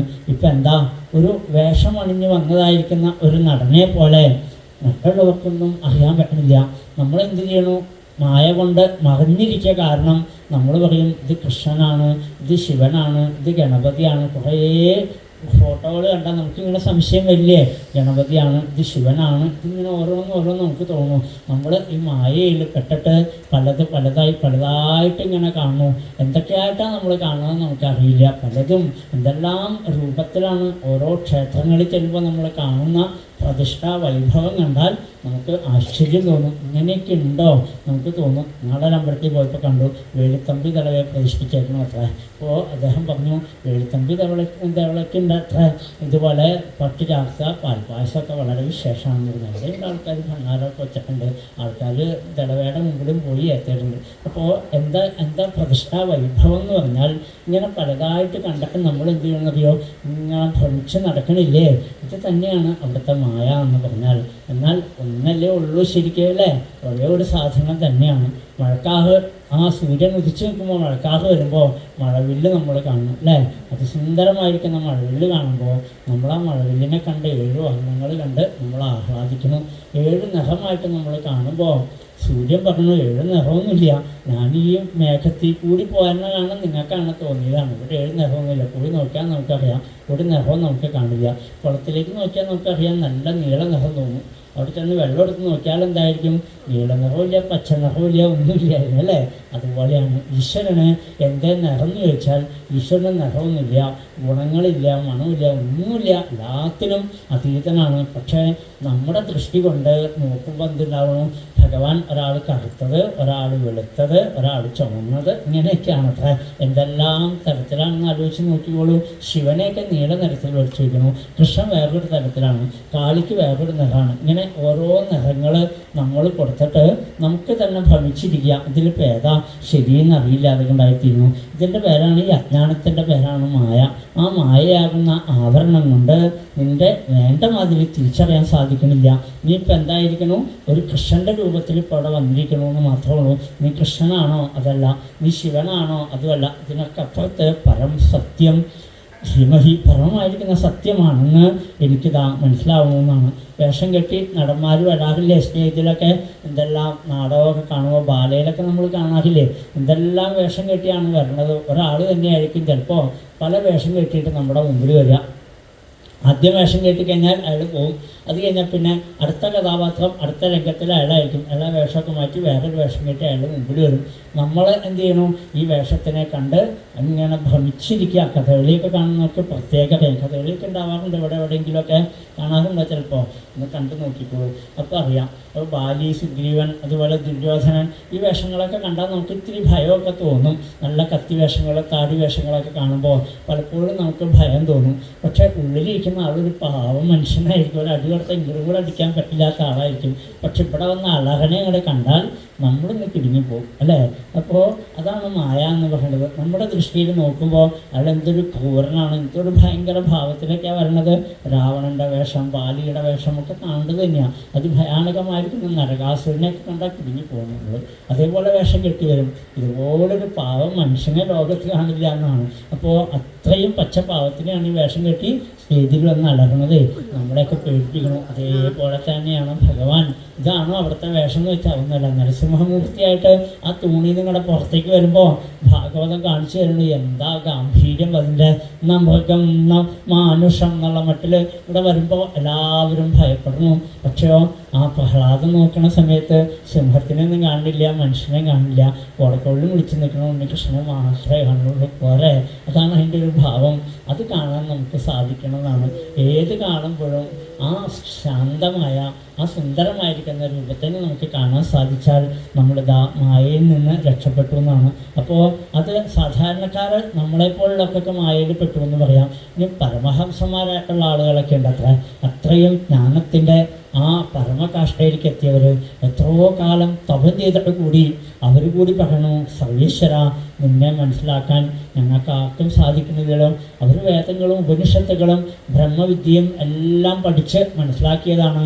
എത്രയോ ധ്യാന യോഗാദികൾ ചെയ്തിട്ടാണ്. തീവ്രയോഗ സമാധിന, തീവ്രമായിരിക്കുന്ന യോഗ സമാധികളിൽ കൂടി നോക്കിയിട്ട് പോലും ഈശ്വരനെ മനസ്സിലാക്കാൻ പറ്റിയില്ലെങ്കിൽ നമ്മളെപ്പോലുള്ള സ്ത്രീകളായിട്ടുള്ള ആളുകൾക്ക് എങ്ങനെയാണ് സാധിക്കുക എന്നാണ്. ഇപ്പോൾ ഇവിടെ സ്ത്രീ എന്ന് പറഞ്ഞാൽ നമ്മുടെ ആൾക്കാരെ മാത്രമല്ല കേട്ടോ പറയാം. അപ്പോൾ നമ്മളൊക്കെ മീശം വെച്ച് താടി വെച്ച് കിടക്കാമെന്ന് മാത്രമേ ഉള്ളൂ. എല്ലാവരും സ്ത്രീകളെ ഉള്ളൂ എന്നാണ്. ഈ ലോകത്തിൽ 3 ഗുണങ്ങൾ, സത്വഗുണം, രജോ ഗുണം, തമോ ഗുണം. ഈ 3 ഗുണങ്ങൾ നമ്മുടെ കൂടെ ഉണ്ടെങ്കിൽ ആ ആളുടെ പേരാണ് എന്ത്? സ്ത്രീ എന്ന് പേര് പറയാം. അല്ല, സ് ത ഹ്രീ, ആ 3 അക്ഷരങ്ങൾ കൂടിയ സ്ത്രീ എന്നായിട്ട് മാറി. അപ്പം നമ്മളൊക്കെ ആരാണ് ശരിക്ക്? നമ്മളെല്ലാവരും സ്ത്രീകളാണ് അല്ലേ? ഇപ്പോൾ ഇവിടെ ഇരിക്കുന്ന ചിലവരൊക്കെ സത്വഗുണത്തിലാണ്. എന്താണെന്നറിയോ? കണ്ണ് വിഴിച്ചിരുന്ന് ഉറങ്ങുന്നുണ്ട്. ചിലവർ എന്ത് ചെയ്യണമെന്ന് വെച്ചാൽ പകുതി കണ്ണടഞ്ഞിങ്ങനെ ഉറങ്ങണു. ചിലവർ പൂർണ്ണമായിട്ട് അങ്ങ് ഉറക്കത്തിലായി. അത് തമോ ഗുണം. ഇങ്ങനെ 3 തരത്തിലാണ്. ഏത് തരത്തിലാണ് ഈ ഗുണങ്ങളൊക്കെ നമ്മുടെ ഉള്ളിൽ വരും അല്ലേ? ഭാഗവതം ഇപ്പം എന്താ കുന്തിസ്തുതി പറയേണ്ട സമയം എന്നല്ല, ഇവർക്ക് നല്ല ബോധ്യമുണ്ട്. എന്നാലും ഈ സമയത്തൊന്നും പറഞ്ഞാൽ തലമുണ്ട കേൾക്കില്ല നമ്മുടെ. ആ സമയം അതല്ല. എന്നാൽ കൂടി പറഞ്ഞു പോകണമല്ലോ. ഇതെല്ലാം അത്ര നല്ല വിഷയമാണ്. അത്രയൊന്നും വിസ്തരിച്ച് പറയണമില്ല. അതുകൊണ്ട് തന്നെ അതാ നമ്മുടെ മനസ്സങ്ങനെയാണ്. ചില സമയത്ത് നമ്മൾ വേണമെന്ന് വിചാരിച്ചല്ല, നമ്മൾ നേരെ മാതിരി കേൾക്കണം, അറിയണമെന്ന് വിചാരിച്ച് വന്നിരുന്നാലും നമ്മുടെ ഇന്ദ്രിയങ്ങൾ അസത്തുക്കളാണെന്ന് ഭാഗവതം നാളെ പറയുന്നുണ്ട്. അസത് ഇന്ദ്രിയ ദർശനാണെന്നാണ്. അസത്തുക്കളാണ്. കാണേണ്ടത് കാണിക്കില്ല, കേൾക്കേണ്ടത് കേൾപ്പിക്കില്ല. ഇതൊക്കെ ഇതിൻ്റെ സ്വഭാവങ്ങളാണ്. അതുകൊണ്ട് നമ്മുടെ ആരുടെയും കുറ്റമല്ല. ഇപ്പോഴത്തെ കാലാവസ്ഥയും കൂടി ആകുമ്പോൾ നമ്മളങ്ങനെയും ഉറങ്ങിപ്പോയിന്ന് വരും. അപ്പോൾ ഇതുകൊണ്ടൊന്നും ഒരു ദോഷവും ഇല്ല കേട്ടോ. അതൊക്കെ വേണേനും. ഇതൊക്കെ ഇല്ലെങ്കിൽ പിന്നെ നമ്മുടെ അവസ്ഥ എന്തായിരിക്കും? പാണ്ട് പോലെ നടക്കും നമ്മൾ. അപ്പോൾ അത് വേണ്ട, ഉറങ്ങിക്കോളൂ സുഖമായിട്ട്. എന്നാലും എന്ത് വേണമെന്നറിയോ? പറഞ്ഞു വേണ്ട എന്താണെന്ന് വെച്ചാൽ ഈ ഗുണങ്ങൾ നമ്മുടെ മനസ്സിൻ്റെ ഭാവങ്ങളാണ് അല്ലേ? ചില സമയത്ത് തമോ ഗുണത്തിലേക്ക് ആണ്ടാണ്ട് പോകും. മറ്റുള്ളവരെ കുറ്റം പറഞ്ഞും മറ്റുള്ളവരെ ഉപദ്രവിക്കുന്ന ഒരു മനസ്സുണ്ടാവും. ചിലപ്പോൾ അങ്ങനെയല്ല, തനിക്ക് മാത്രം നല്ല സ്വാർത്ഥമായ ചിന്ത വരും. ചില സമയത്ത് നമ്മൾ എന്തുണ്ടാവും? ഇതെല്ലാം വിട്ടിട്ട് ഭഗവാനെ ഉള്ളൂ എന്ന് പറഞ്ഞിരിക്കുന്ന ഒരു മനസ്സുണ്ടാവും അല്ലേ? ഈ മനസ്സിൻ്റെ പല ഭാവങ്ങളോട് കൂടിയുള്ളവരെയാണ് എന്ത് വിളിക്കുക? സ്ത്രീ എന്ന് വിളിക്കുക. അത് പാർക്ക ഇല്ലാത്തത് ഈ ലോകത്തിൽ. അപ്പോൾ ഈ ലോകത്തിൽ ഒരേ ഒരു പുരുഷനേ ഉള്ളൂ. അത് ഭഗവാൻ മാത്രം. അതാണ് നമുക്കിവിടെ കാണിച്ചു തരുന്നത്. പുരുഷൻ എന്ന് പറഞ്ഞാൽ എല്ലായിട്ടിലും എല്ലാ പുറങ്ങളിലും എല്ലാ ശരീരങ്ങളുടെ ഉള്ളിലും നിറഞ്ഞിരിക്കുന്നവൻ എന്നാണ് അതിനർത്ഥം. എല്ലാത്തിൻ്റെ ഉള്ളിലും ദൃക്കായിട്ടെല്ലാം കണ്ടുകൊണ്ടിരിക്കുന്നവൻ ഭഗവാൻ. അങ്ങനെയുള്ള ആ ഭഗവാനെ കുറിച്ച് പറഞ്ഞു. അപ്പോൾ ആർക്കും തിരിച്ചറിയാൻ പറ്റാത്തത് അങ്ങനെയുള്ള ആ ഭഗവാൻ സ്വയം ആ താൻ ഇന്നതാണെന്ന് ബോധ്യപ്പെട്ടതായിരിക്കുന്ന ആ ജ്ഞാനത്തിൻ്റെ പരമകാഷ്ഠയിലുള്ള ആൾക്കാരാണ് പരമഹംസന്മാർ. ആ പരമഹംസന്മാർക്ക് പോലും നിന്നെ മനസ്സിലാക്കാൻ സാധിക്കണില്ലെങ്കിൽ പിന്നെ എങ്ങനെയാണ് കണ്ണാ നിങ്ങൾക്ക് മനസ്സിലാക്കാൻ സാധിക്കണത്? ഞങ്ങളെപ്പോലുള്ള സാധാരണക്കാർക്ക് നിന്നെ അറിയണത്. അതുകൊണ്ട് ബ്രഹ്മമായിട്ടുള്ള നിന്നെ വിട്ടു പിന്നെ എന്താ സഗുണമായിട്ടുള്ള രൂപത്തിൽ കൂടി നിന്നെ ഭജിക്കട്ടെ. അതിനു വേണ്ടിയിട്ടാണ് കൃഷ്ണായ വാസുദേവായ ദേവകീനന്ദനായ ച നന്ദഗോപകുമാരായ ഗോവിന്ദായ നമോ നമ. ആദ്യ ഭംഗിയായിട്ട് പറയാണ് അമ്മ നമുക്ക് വേണ്ടിയിട്ട് പറയാം. വെൽപ്പത്തൂർ എഴുതി വെച്ചില്ലേ, നാരായണീയം പഠിച്ചിട്ടുണ്ടായിരുന്നെങ്കിലൊക്കെ അതിലാദ്യം പറഞ്ഞിട്ടുണ്ട് സാന്ദ്രാനന്ദാവബോധാത്മകമനുപമിതം കാലദേശാവധിഭ്യാം നിർമുക്തം നിത്യമുക്തം നിഗമശതസഹസ്രേണ നിർഭാസ്യമാനം അസ്പഷ്ടം ദൃഷ്ടമാത്രേ പുനരുരു പുരുഷാബ്ദാത്മകം ബ്രഹ്മതത്വം. അതേപോലെ പറഞ്ഞു വെച്ചു. എന്താണ് ബ്രഹ്മം? എല്ലാത്തിൻ്റെ ഉള്ളിൽ അസ്പഷ്ടം, ഒരിക്കലും സ്പഷ്ടമല്ലാത്തത്, ഒരാൾക്കും തിരിച്ചറിയാൻ പറ്റാത്തത്, എല്ലാത്തിൽ നിന്നും മുക്തമായിട്ടുള്ളത്. അങ്ങനെയുള്ള ആ ഈശ്വരൻ, നമുക്കറിയാൻ വയ്യാത്ത ആ ഈശ്വരനെ നമുക്ക് വേണ്ടിയിട്ട് എന്ത് ചെയ്യണു? തത്താവൽ ഭാതി സാക്ഷാൽ ഗുരുപവനപുരേ ഹന്തഭാഗ്യം ജനാനാം. നമ്മുടെ എല്ലാം ഭാഗ്യമായിട്ട് ആ ബ്രഹ്മം എന്ത് ചെയ്യണു? രൂപത്തോടു കൂടി മുമ്പിൽ വന്നിരിക്കണമെന്നാണ് അല്ലേ? ഉള്ളിലിരിക്കുന്ന ഭഗവാനെ തന്ത്രി തിരുമേനി വരുമ്പോൾ ചോദിച്ചു നോക്കാം, ഇതിൻ്റെ രൂപം എന്താണെന്ന് വെച്ചാൽ തിരുമേനി പറയുന്നുണ്ട്. രൂപം എന്താണെന്ന് വെച്ചാൽ ഇപ്പോൾ ശംഖചക്രം യഥാ പത്മധാരിയായിട്ട് ഇതാ അകത്ത് പ്രതിഷ്ഠിച്ചിരുന്നു. വിഗ്രഹത്തിൻ്റെ രൂപം അതാണ്. പക്ഷേ ഈശ്വരൻ്റെ രൂപം എന്താണെന്ന് വെച്ച് കഴിഞ്ഞാൽ അദ്ദേഹത്തിന് വലിയ നിശ്ചയം ഉണ്ടാവില്ല. കാരണം തൻ്റെ ആത്മാവിനെ ആവാഹിച്ച ഉള്ളിൽ വെച്ചാണ്. അതുകൊണ്ട് ആത്മാവിൻ്റെ നിറം എന്താ, അതിൻ്റെ രൂപം എന്താണെന്ന് വെച്ചാൽ നമ്മൾ എന്ത് പറയും? ഒന്നും പറയാൻ പറ്റില്ല. പക്ഷെ നമുക്ക് മനസ്സിലാക്കാൻ വേണ്ടി എന്ത് ചെയ്തു? ആ ആത്മാവിന് ഒരു രൂപം കൊടുത്തു. ശംഖചക്രം യഥാ പങ്കജം, നല്ല പൊന്നിൻ കിരീടം, മനോഹരമായിട്ട് മുഖത്തൊക്കെ ചന്ദനമൊക്കെ ചാർത്തി, ധാരാളം മാലകളും ഉടയാടയൊക്കെ ചാർത്തി വിളക്കുകളൊക്കെ വെച്ച് വയ്ക്കുമ്പോൾ നമ്മുടെ മനസ്സിലൊരല്പം നേരം അല്ലേ ആ അകത്ത് മാറി നിൽക്കും. ഇത് തന്നെ അമ്മ ഇവിടെ പറഞ്ഞതും അത് തന്നെയാണ്. നീ ഈശ്വരനാണ്. നിന്നെ ഒരാൾക്ക് പിടികിട്ടില്ലെങ്കിലും നിന്നെ അങ്ങനെ കാണാനല്ല എനിക്കിഷ്ടം, കൃഷ്ണനായിട്ട് കാണാൻ. എൻ്റെ ഒരു കൊച്ചു ഉണ്ണിയായിട്ട് കൃഷ്ണായ വാസുദേവായ ദേവകീനന്ദനായ ച നന്ദഗോപകുമാരായ ഗോവിന്ദായ നമോ നമ. എല്ലാവർക്കും മനസ്സിലാക്കാൻ സാധിക്കണം, എല്ലാവർക്കും നമസ്കരിക്കണം എന്ന് വിചാരിച്ചിട്ടാണ് അമ്മ ഈ ശ്ലോകം ചൊല്ലിയത്. ഇനി അറിവില്ലാത്തവർക്കും ഈ ശ്ലോകം എല്ലാവർക്കും അറിയാം അല്ലേ? ദേവകീ നന്ദന സ്രഷ്ടാക്ഷിതീശ പാപനാശന. ഇവിടെ പറഞ്ഞ വാക്ക് യശോദാനന്ദനായ എന്നല്ല പറഞ്ഞത്. പിന്നെ ദേവകീ നന്ദനായ ച. ദേവകി എന്ന് പറഞ്ഞാൽ അദ്വൈതം എന്നർത്ഥം, രണ്ടില്ലാത്തത്. എപ്പോഴും ഈശ്വരനെ നമുക്ക് കിട്ടണമെങ്കിൽ, ഈശ്വരനെ അറിയണമെങ്കിൽ രണ്ടില്ലാത്ത അവസ്ഥ വരണം. ഞാനെന്നും അന്യനെന്നും അല്ലെങ്കിൽ നീ എന്നുള്ള ഭാവം ഇല്ലാതെ ഉണ്ടായിത്തീരണം. ഒന്നായിട്ട് കാണുന്ന അവസ്ഥയിലാണ് കൃഷ്ണാവതാരം. യശോദാമയ്ക്കല്ല കൃഷ്ണാവതാരം ഉണ്ടായത്, യശോദാമ വളർത്തിയെന്ന് മാത്രമേ ഉള്ളൂ. ഉണ്ടായത് എവിടെയാണ് ഭഗവാൻ അവതരിച്ചത്? അത് നന്ദഗോപരുടെ ദേവകിയുടെ വിതരത്തിലാണ് വന്നത് ഭഗവാൻ അല്ലേ? അതുകൊണ്ടാണ് സഹസ്രനാമത്തിലും ദേവകി നന്ദന സ്രഷ്ടാക്ഷിതീശ പാപനാശന എന്ന് പറയാനുള്ള കാരണം. പലയിടത്തും കാണാം ദേവകി നന്ദന എന്നാണ് പറയണത് എല്ലായിടത്തും. അല്ലാണ്ട് യശോദാനന്ദന എന്ന് പറയാറുണ്ടെങ്കിലും അതിനല്ല പ്രാധാന്യം കൊടുത്തത്. എന്തുകൊണ്ടാണ്? രണ്ടില്ലാത്ത ഒരവസ്ഥ. അതാണ് ആ അദ്വൈതമായിരിക്കുന്ന ഒരവസ്ഥയിലാണ് ഭഗവാന്റെ അവതാരം. അങ്ങനെയുള്ള നന്ദഗോപകുമാരായ ഗോവിന്ദായ നമോ നമ. എല്ലാവർക്കും വേഗം പിടികിട്ടണം, അതിനു വേണ്ടിയിട്ടാണ്. എല്ലാവർക്കും മറക്കാതെ കൊണ്ട് ചൊല്ലാറാവണം, ആ ഭഗവാൻകളിലേക്ക് ലയിക്കാറാവണം. ആ തിരുനാമം അങ്ങനെ ജപിക്കുമ്പോൾ തന്നെ നമുക്ക് എന്തെന്നില്ലാത്തൊരു സുഖമാണ് അല്ലേ? പ്രത്യേകിച്ച് കലികാലത്തിൽ ഈ വക നാമങ്ങൾ കുറച്ച് സമയം അറിയാണ്ടെങ്കിലും എത്ര നാമം അതിൽ ലഭിക്കണത്? കൃഷ്ണായ വാസുദേവായ ദേവകീനന്ദനായ ച നന്ദഗോപകുമാരായ ഗോവിന്ദായ നമോ നമഃ. 5 നാമങ്ങളെ കൊണ്ട് ഭഗവാനെ സ്തുതിക്കണു. ഈ കലികാലത്തിൽ ഈ വക നാമസങ്കീർത്തനങ്ങൾ അത് കുറച്ച് രസമായിട്ടൊക്കെയാണ് ചൊല്ലുമ്പോൾ അറിയാണ്ട് നമ്മുടെ മനസ്സിനൊരു ലയം വരും അല്ലേ. അതൊക്കെ ഉദ്ദേശിച്ചിട്ടായിരിക്കും അമ്മ അങ്ങനെ ചൊല്ലിയിട്ടുണ്ടാവുക. അത് കഴിഞ്ഞാൽ എന്താ പറഞ്ഞറിയോ? നമ പങ്കജനാഭായ നമ പങ്കജമാലിനെ നമ പങ്കജനേത്രായ നമസ്തേ പങ്കജാംഘേ. ഇതിനെ ശ്ലോകമൊക്കെ ചൊല്ലണമെന്നറിയോ? പുസ്തകമുള്ളവരൊക്കെ അത് നോക്കിയിരിക്കണം. അപ്പോഴാണ് നമുക്ക് ഭാഗവതമായിട്ടൊരു ബന്ധം വരിക. ഇല്ലെങ്കിൽ എന്തുണ്ടാവുമെന്നറിയോ? ഇതെവിടെയാണോ ഇതൊക്കെ പറഞ്ഞിരിക്കുന്നത് അറിയില്ലാണ്ട് അടുത്ത വർഷമാണ് ഇനി നമ്മൾ ഭാഗവതം കയ്യിലെടുക്കുക. അതേപോലെ പുസ്തകത്തിലാണ് പിന്നെ ഇതൊക്കെ പഠിക്കുന്നത്. പിന്നെ അടുത്ത വർഷം ഇത് എടുത്ത് കഴിയുമ്പോഴാണ് ഈ കൃഷ്ണ എന്നുള്ളതിൻ്റെ കൃ മാത്രമേ ഉണ്ടാവുള്ളൂ. ബാക്കിയൊക്കെ പുഴു എന്നിട്ട് ഉണ്ടാവും. അപ്പോൾ അങ്ങനെയായ ബുദ്ധിമുട്ടാവും. നമുക്ക് ഇതിനോടൊക്കെ ഒരു ബന്ധം വരണം. ഭാഗവതമായിട്ടൊരു ബന്ധം വരുമ്പോഴാണ് നമുക്ക് വീണ്ടും വീണ്ടും ഇത് വായിക്കാനും പഠിക്കണമെന്നും കേൾക്കണം എന്നൊക്കെ മോഹം വരിക. അല്ലെങ്കിൽ ഇതെടുത്ത് നമ്മൾ അവിടെ ചെല്ലണ വഴിക്കേ തന്നെ എടുത്ത് വയ്ക്കും. രാമായണം പോലെയാണ്. രാമായണം ഈ കർക്കിടക മാസത്തിലല്ലേ നമ്മൾ തൊടുള്ളൂ. അത് കഴിഞ്ഞാൽ പിന്നെ ആ പിന്നത്തെ കർക്കിടകം വരെ രാമായണത്തിന് വെറുതെ റെസ്റ്റാണ്. പിന്നെ അതിനാരും തൊടില്ലാന്ന് ഇങ്ങനെ ആവാൻ പാടില്ല. അപ്പോൾ ഭാഗവതം ഉള്ളവരൊക്കെ എന്ത് വേണമെന്നറിയോ? എപ്പോഴും ഒരു പെൻസിലുമായിട്ട് വന്നിരിക്കണം. പെൻസിലും വേണം, ഭാഗവതം വേണം. അപ്പോൾ എന്താണെന്നറിയോ? ഇതിങ്ങനെ നമ്മളിവിടെ പറയുന്നതെല്ലാം ഓരോ അധ്യായം വെച്ച് പറഞ്ഞു പോവാം. അല്ലെങ്കിൽ ഇപ്പോൾ പണ്ടേ പറഞ്ഞ് തീർന്നേനെ വേഗം ഇങ്ങനെ കോമൺ ആയിട്ട് പറഞ്ഞ് ഇപ്പം എല്ലാം പറഞ്ഞ് തീർന്നേനെ. നമ്മൾ ഇതേവരെ വായിച്ചിടത്തോളം പറഞ്ഞ് തീർന്നേനെ. ഓരോ അധ്യായം ഇങ്ങനെ പറഞ്ഞു പോകണം. എന്താണെന്നറിയോ? നമുക്ക് കുറച്ചും കൂടി ഭാഗവതമായിട്ടൊരു ബന്ധം വരാൻ വേണ്ടിയിട്ടാണ്. ഓരോന്നിങ്ങനെ ഓർഡറിലായിട്ട് നമുക്ക് അറിഞ്ഞു വരുമ്പോൾ കുറച്ച് രസമാണിത്. അപ്പോൾ ഇതെല്ലാ വിഷയമൊന്നും നമുക്ക് പറയാൻ പറ്റില്ല. അത്രയൊന്നും പറഞ്ഞ് നമുക്ക് ഒരു സപ്താഹം കൊണ്ട് എല്ലാ വിഷയമൊന്നും പറയാൻ പറ്റില്ല. പക്ഷേ നല്ല രസമാണ് ഭാഗവതം. അതിനെ ഇങ്ങനെ ഫോളോ ചെയ്ത് വരുമ്പോൾ കൂടുതൽ കൂടുതൽ നമുക്ക് അറിയണം എന്നുള്ള മോഹം ഉണ്ടാവും. അപ്പോഴാണ് ഈ സ്തുതിയുടെയൊക്കെ മഹിമ നമ്മൾ കൂടുതൽ അറിയുക.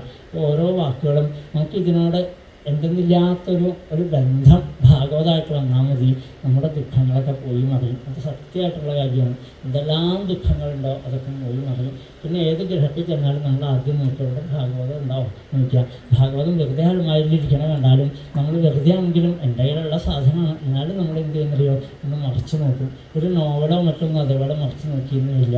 ഇത് ഭാഗവതത്തിൻ്റെ രസമാണ് അല്ലേ. അത് ഇത്രയധികം ആകർഷിക്കാൻ പറ്റിയ മനസ്സിന് ശാന്തി തരുന്ന മറ്റൊരു ഗ്രന്ഥം ഇന്നേ വരെ കണ്ടുപിടിച്ചിട്ടില്ല എന്നാണ്. ഭഗവത്ഗീത പോലും ചിലപ്പോൾ നമ്മൾ നോക്കിയില്ല എന്ന് വരും. പക്ഷെ ഭാഗവതം അങ്ങനെയല്ല.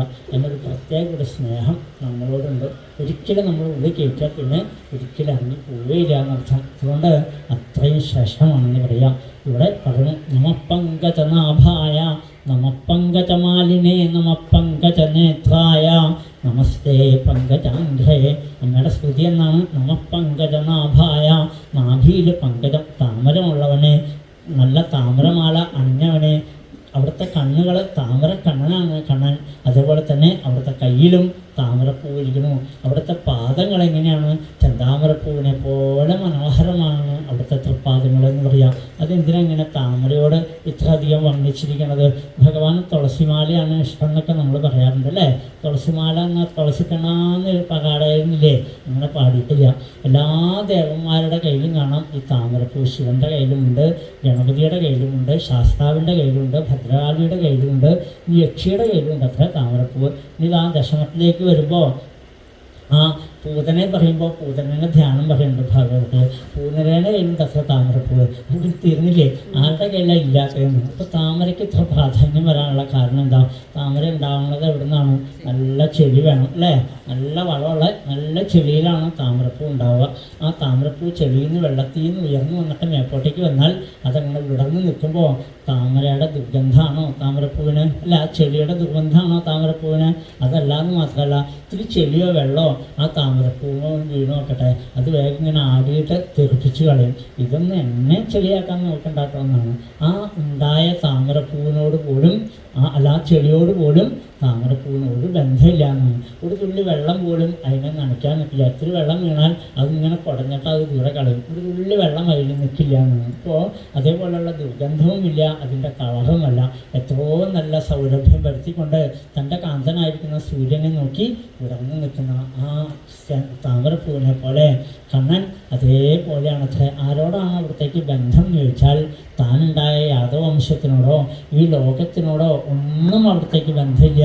ആരാണോ അനന്യാ ചിന്തയന്തോ മാം യേ ജനാ പര്യുപാസതേ തേഷാം നിത്യാഭിയുക്താനാം ലോകക്ഷേമം വഹാമ്യഹം. കണ നീയേ ഉള്ളൂ എന്ന് പറഞ്ഞുകൊണ്ട് ആരാണോ തൻ്റെ പാദങ്ങളെ ആശ്രയിക്കുന്നത് അവരെ ഭഗവാൻ എപ്പോഴും തൻ്റെ ഉള്ളം കയ്യിൽ ഇങ്ങനെ കൊണ്ടു നടക്കും. അവരെ മാത്രമേ ഭഗവാൻ നോക്കുള്ളൂ എന്നാണ്. അപ്പോൾ നമുക്ക് അങ്ങനെ ഒരു ഭാവം വരണം. ഇതില്ലെങ്കിൽ മറ്റൊന്നുണ്ട് എന്നല്ല വിചാരിക്കേണ്ടത്, ഇതേ ഉള്ളൂ എന്ന് ഉറപ്പിക്കണം. നമുക്ക് അങ്ങനെ ഒരു ഉറപ്പിച്ച ഒരു ഭാവം ഉണ്ടെന്ന് വെച്ചാൽ ഭഗവാൻ നമ്മളെ നോക്കുന്നതാണ്. അതുകൊണ്ട് കണ്ണൻ്റെ കയ്യിൽ താമരപ്പൂ ഇരിക്കുന്നു. ഞാൻ ഇതുപോലെയാണ് കേട്ടോ.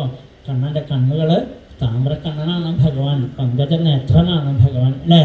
അപ്പോൾ അവിടുത്തെ നാഭിയിൽ താമരയാണ്, കഴുത്തിൽ അണിഞ്ഞിരിക്കുന്നത് താമരമാലയാണ്. അതല്ലേ കൂടൽമാണിക്യ സ്വാമിക്ക് താമരമാലയല്ലേ പ്രധാനം. നമ്മൾ വിചാരിച്ചിരിക്കുന്നത് മുമ്പക്ക് മഴ വരാണ്ടിരിക്കാനാണ് അത്ര താമരമാല ഹസ്തം. മഴയായിട്ട് അങ്ങേക്ക് ഒരു ബന്ധമില്ല, നമ്മുടെ ധാരണയാണ് അത്ര. അങ്ങനെയൊക്കെ നമ്മൾ ബന്ധപ്പെടുത്തി വെച്ചേക്കാണ്. അപ്പോൾ എന്തുകൊണ്ടാണ് കൂടൽമാണിക്യ സ്വാമിക്ക് അങ്ങനെ വരാനുള്ളത്? നിസ്സംഗനാണെന്ന് കാണിക്കാൻ വേണ്ടിയിട്ടാണ്. ഞാൻ ഈ താമര പോലെയാട്ടോ, ആരോടും എനിക്ക് ബന്ധമില്ല എന്ന് ഭരതസ്വാമി നമ്മളോട് വിളിച്ചു പറയാം. പക്ഷെ നമ്മുടെ ധാരണ ഈ മഴയൊന്ന് മാറ്റി തരികയാണെങ്കിൽ നാളെ ഞാൻ ഒരെണ്ണം കൊടുന്ന് കഴുത്തിലിട്ടേക്കാമെന്ന് വിചാരിച്ചിരിക്കുകയാണ്. അപ്പോൾ നമ്മുടെ തെറ്റിദ്ധാരണകൾ എത്രയാണെന്നറിയോ?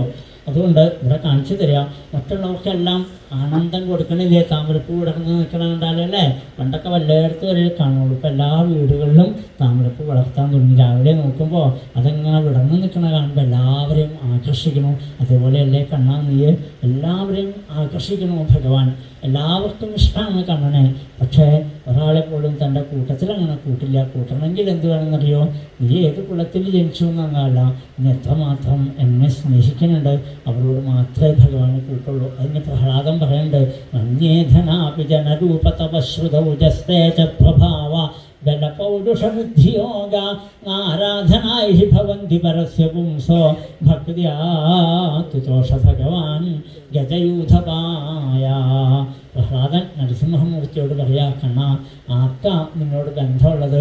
നീ ആരെയാ നോക്കണത് ശരിക്ക്? മന്യേധനാപി ജനരൂപതപശ്രുതൗജസ്തേ ച പ്രഭാവ ബലപൗരുഷബുദ്ധിയോഗ. ഞാൻ നല്ല കുലത്തിൽ ജനിച്ച ആളാണ്, ഞാൻ സുന്ദരനാണ്, സുന്ദരിയാണ്, എനിക്ക് നല്ല ബലമുണ്ട്, നല്ല ബുദ്ധിയുണ്ട്, നല്ല വിദ്യയുണ്ട്, നല്ല സമ്പത്തുണ്ട്, ഞാൻ ഈ നാട്ടിലെ മന്ത്രിയാണ്, തന്ത്രിയാണെന്ന് പറഞ്ഞാലൊന്നും ആരാധനായ ഇതുകൊണ്ടൊന്നും അവിടുത്തെ സന്തോഷിപ്പിക്കാൻ പറ്റില്ല എന്നാണ്. അവിടുന്ന് സന്തോഷിക്കണമെങ്കിൽ എന്ത് വേണം? ഭക്തിയാ തുതോഷ ഭഗവാൻ ഗജയൂഥപായ. എന്നിട്ട് അടുത്ത പ്രഹ്ലാദം പറഞ്ഞ ശ്ലോകം എന്താണെന്നറിയോ? വേദം പഠിച്ചതായിരിക്കുന്ന ആളുകൾ വേദമന്ത്രങ്ങളെ കൊണ്ട് അവിടുത്തെ സന്തോഷിപ്പിക്കാൻ നോക്കിയാൽ ഭഗവാൻ നോക്കണം, നിൻ്റെ ഉള്ളിൽ ഭക്തി ഉണ്ടോ? എന്നെ സ്നേഹത്തോടു കൂടിയാണോ നീ വേദം കൊണ്ട് വിളിക്കണത്? അങ്ങനെയാണെങ്കിൽ ഓടി വരും. അതില്ലെങ്കിൽ നായ്ക്കളെ തിന്നുന്ന ചണ്ടാളൻ മനസ്സുകൊണ്ട് സ്നേഹത്തോടു കൂടി കൃഷ്ണാന്ന് വിളിച്ചാൽ ആ ചണ്ടാളിൻ്റെ അടുത്തേക്ക് നീ ഓടിച്ചെല്ലും. ഒരു വലിയ വേദം പഠിച്ചവരെ എങ്ങനെയൊക്കെ വേദമന്ത്രങ്ങൾ ചൊല്ലിയാലും ആ ഭാഗത്തേക്ക് തിരിഞ്ഞു നോക്കില്ല എന്നാണ് ഭാഗവതം നമ്മളോട് പറയണു. ആ താമരപ്പൂവിനെ പോലെയുള്ള കണ്ണനെ എങ്ങനെ വേണം നമുക്കപ്പോൾ സ്നേഹിക്കാൻ നമുക്ക് സാധിക്കണം? എൻ്റെ ഭാര്യയെ, എൻ്റെ ഭർത്താവിനെ, എൻ്റെ അച്ഛനെ, എൻ്റെ അമ്മയെ, എൻ്റെ കുട്ടികളെയൊക്കെ ഞാൻ എത്രമാത്രം സ്നേഹിക്കണം, അതേപോലെ ഒരു സ്നേഹം നമുക്ക് ആർക്ക് കൊടുക്കണം? ഭഗവാനിലേക്ക് കൊടുക്കണം അല്ലേ? നമ്മുടെ വീട്ടിൽ വളർത്തുന്ന നായ്ക്കുട്ടിയോടും പൂച്ചക്കുട്ടിയോടും പയ്യനോടും ഒക്കെ നമുക്ക് സ്നേഹമുണ്ട്. സ്നേഹമില്ലാത്ത എന്തേ ഉള്ളത്? ഭഗവാൻ നമ്മളോട് ചോദിക്കാം, എനിക്ക് വല്ല സ്നേഹമുണ്ടോ നിൻ്റെ കയ്യിലെന്ന് ചോദിച്ചാൽ ഇല്ലല്ലോ കണ്ണാ, ഞാൻ എല്ലാവർക്കും വീതം വെച്ച് കൊടുത്തു, ഇനി നിന്നെ മാത്രം ഇരുത്താൻ സ്ഥലമില്ല എന്നാണ്. ഭഗവാൻ നമ്മുടെ ചുറ്റും ഇങ്ങനെ കറങ്ങി നടക്കുക, ഒന്നും ഉള്ളിലേക്ക് കയറാനേ. ഇതുപോലെയൊക്കെ വന്നിരിക്കുമ്പോൾ ഭഗവാന് കൊതിയുണ്ടാവും ആ ശ്രീലകം വിട്ട് നമ്മുടെ ഹൃദയമാകുന്ന ശ്രീലകത്ത് വന്നിരിക്കാൻ. പക്ഷേ ഭഗവാനെ കയറ്റിയിരുത്താൻ നമ്മുടെ ഉള്ളിൽ സ്ഥലം വേണ്ടേ?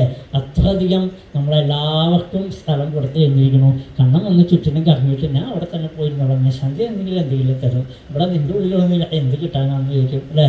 അതിനിടയാക്കാൻ പാടില്ല. അതുകൊണ്ട് ഇവിടെ പറയണു, താമരപ്പൂവിനെ പോലെയാണ് ഭഗവാൻ.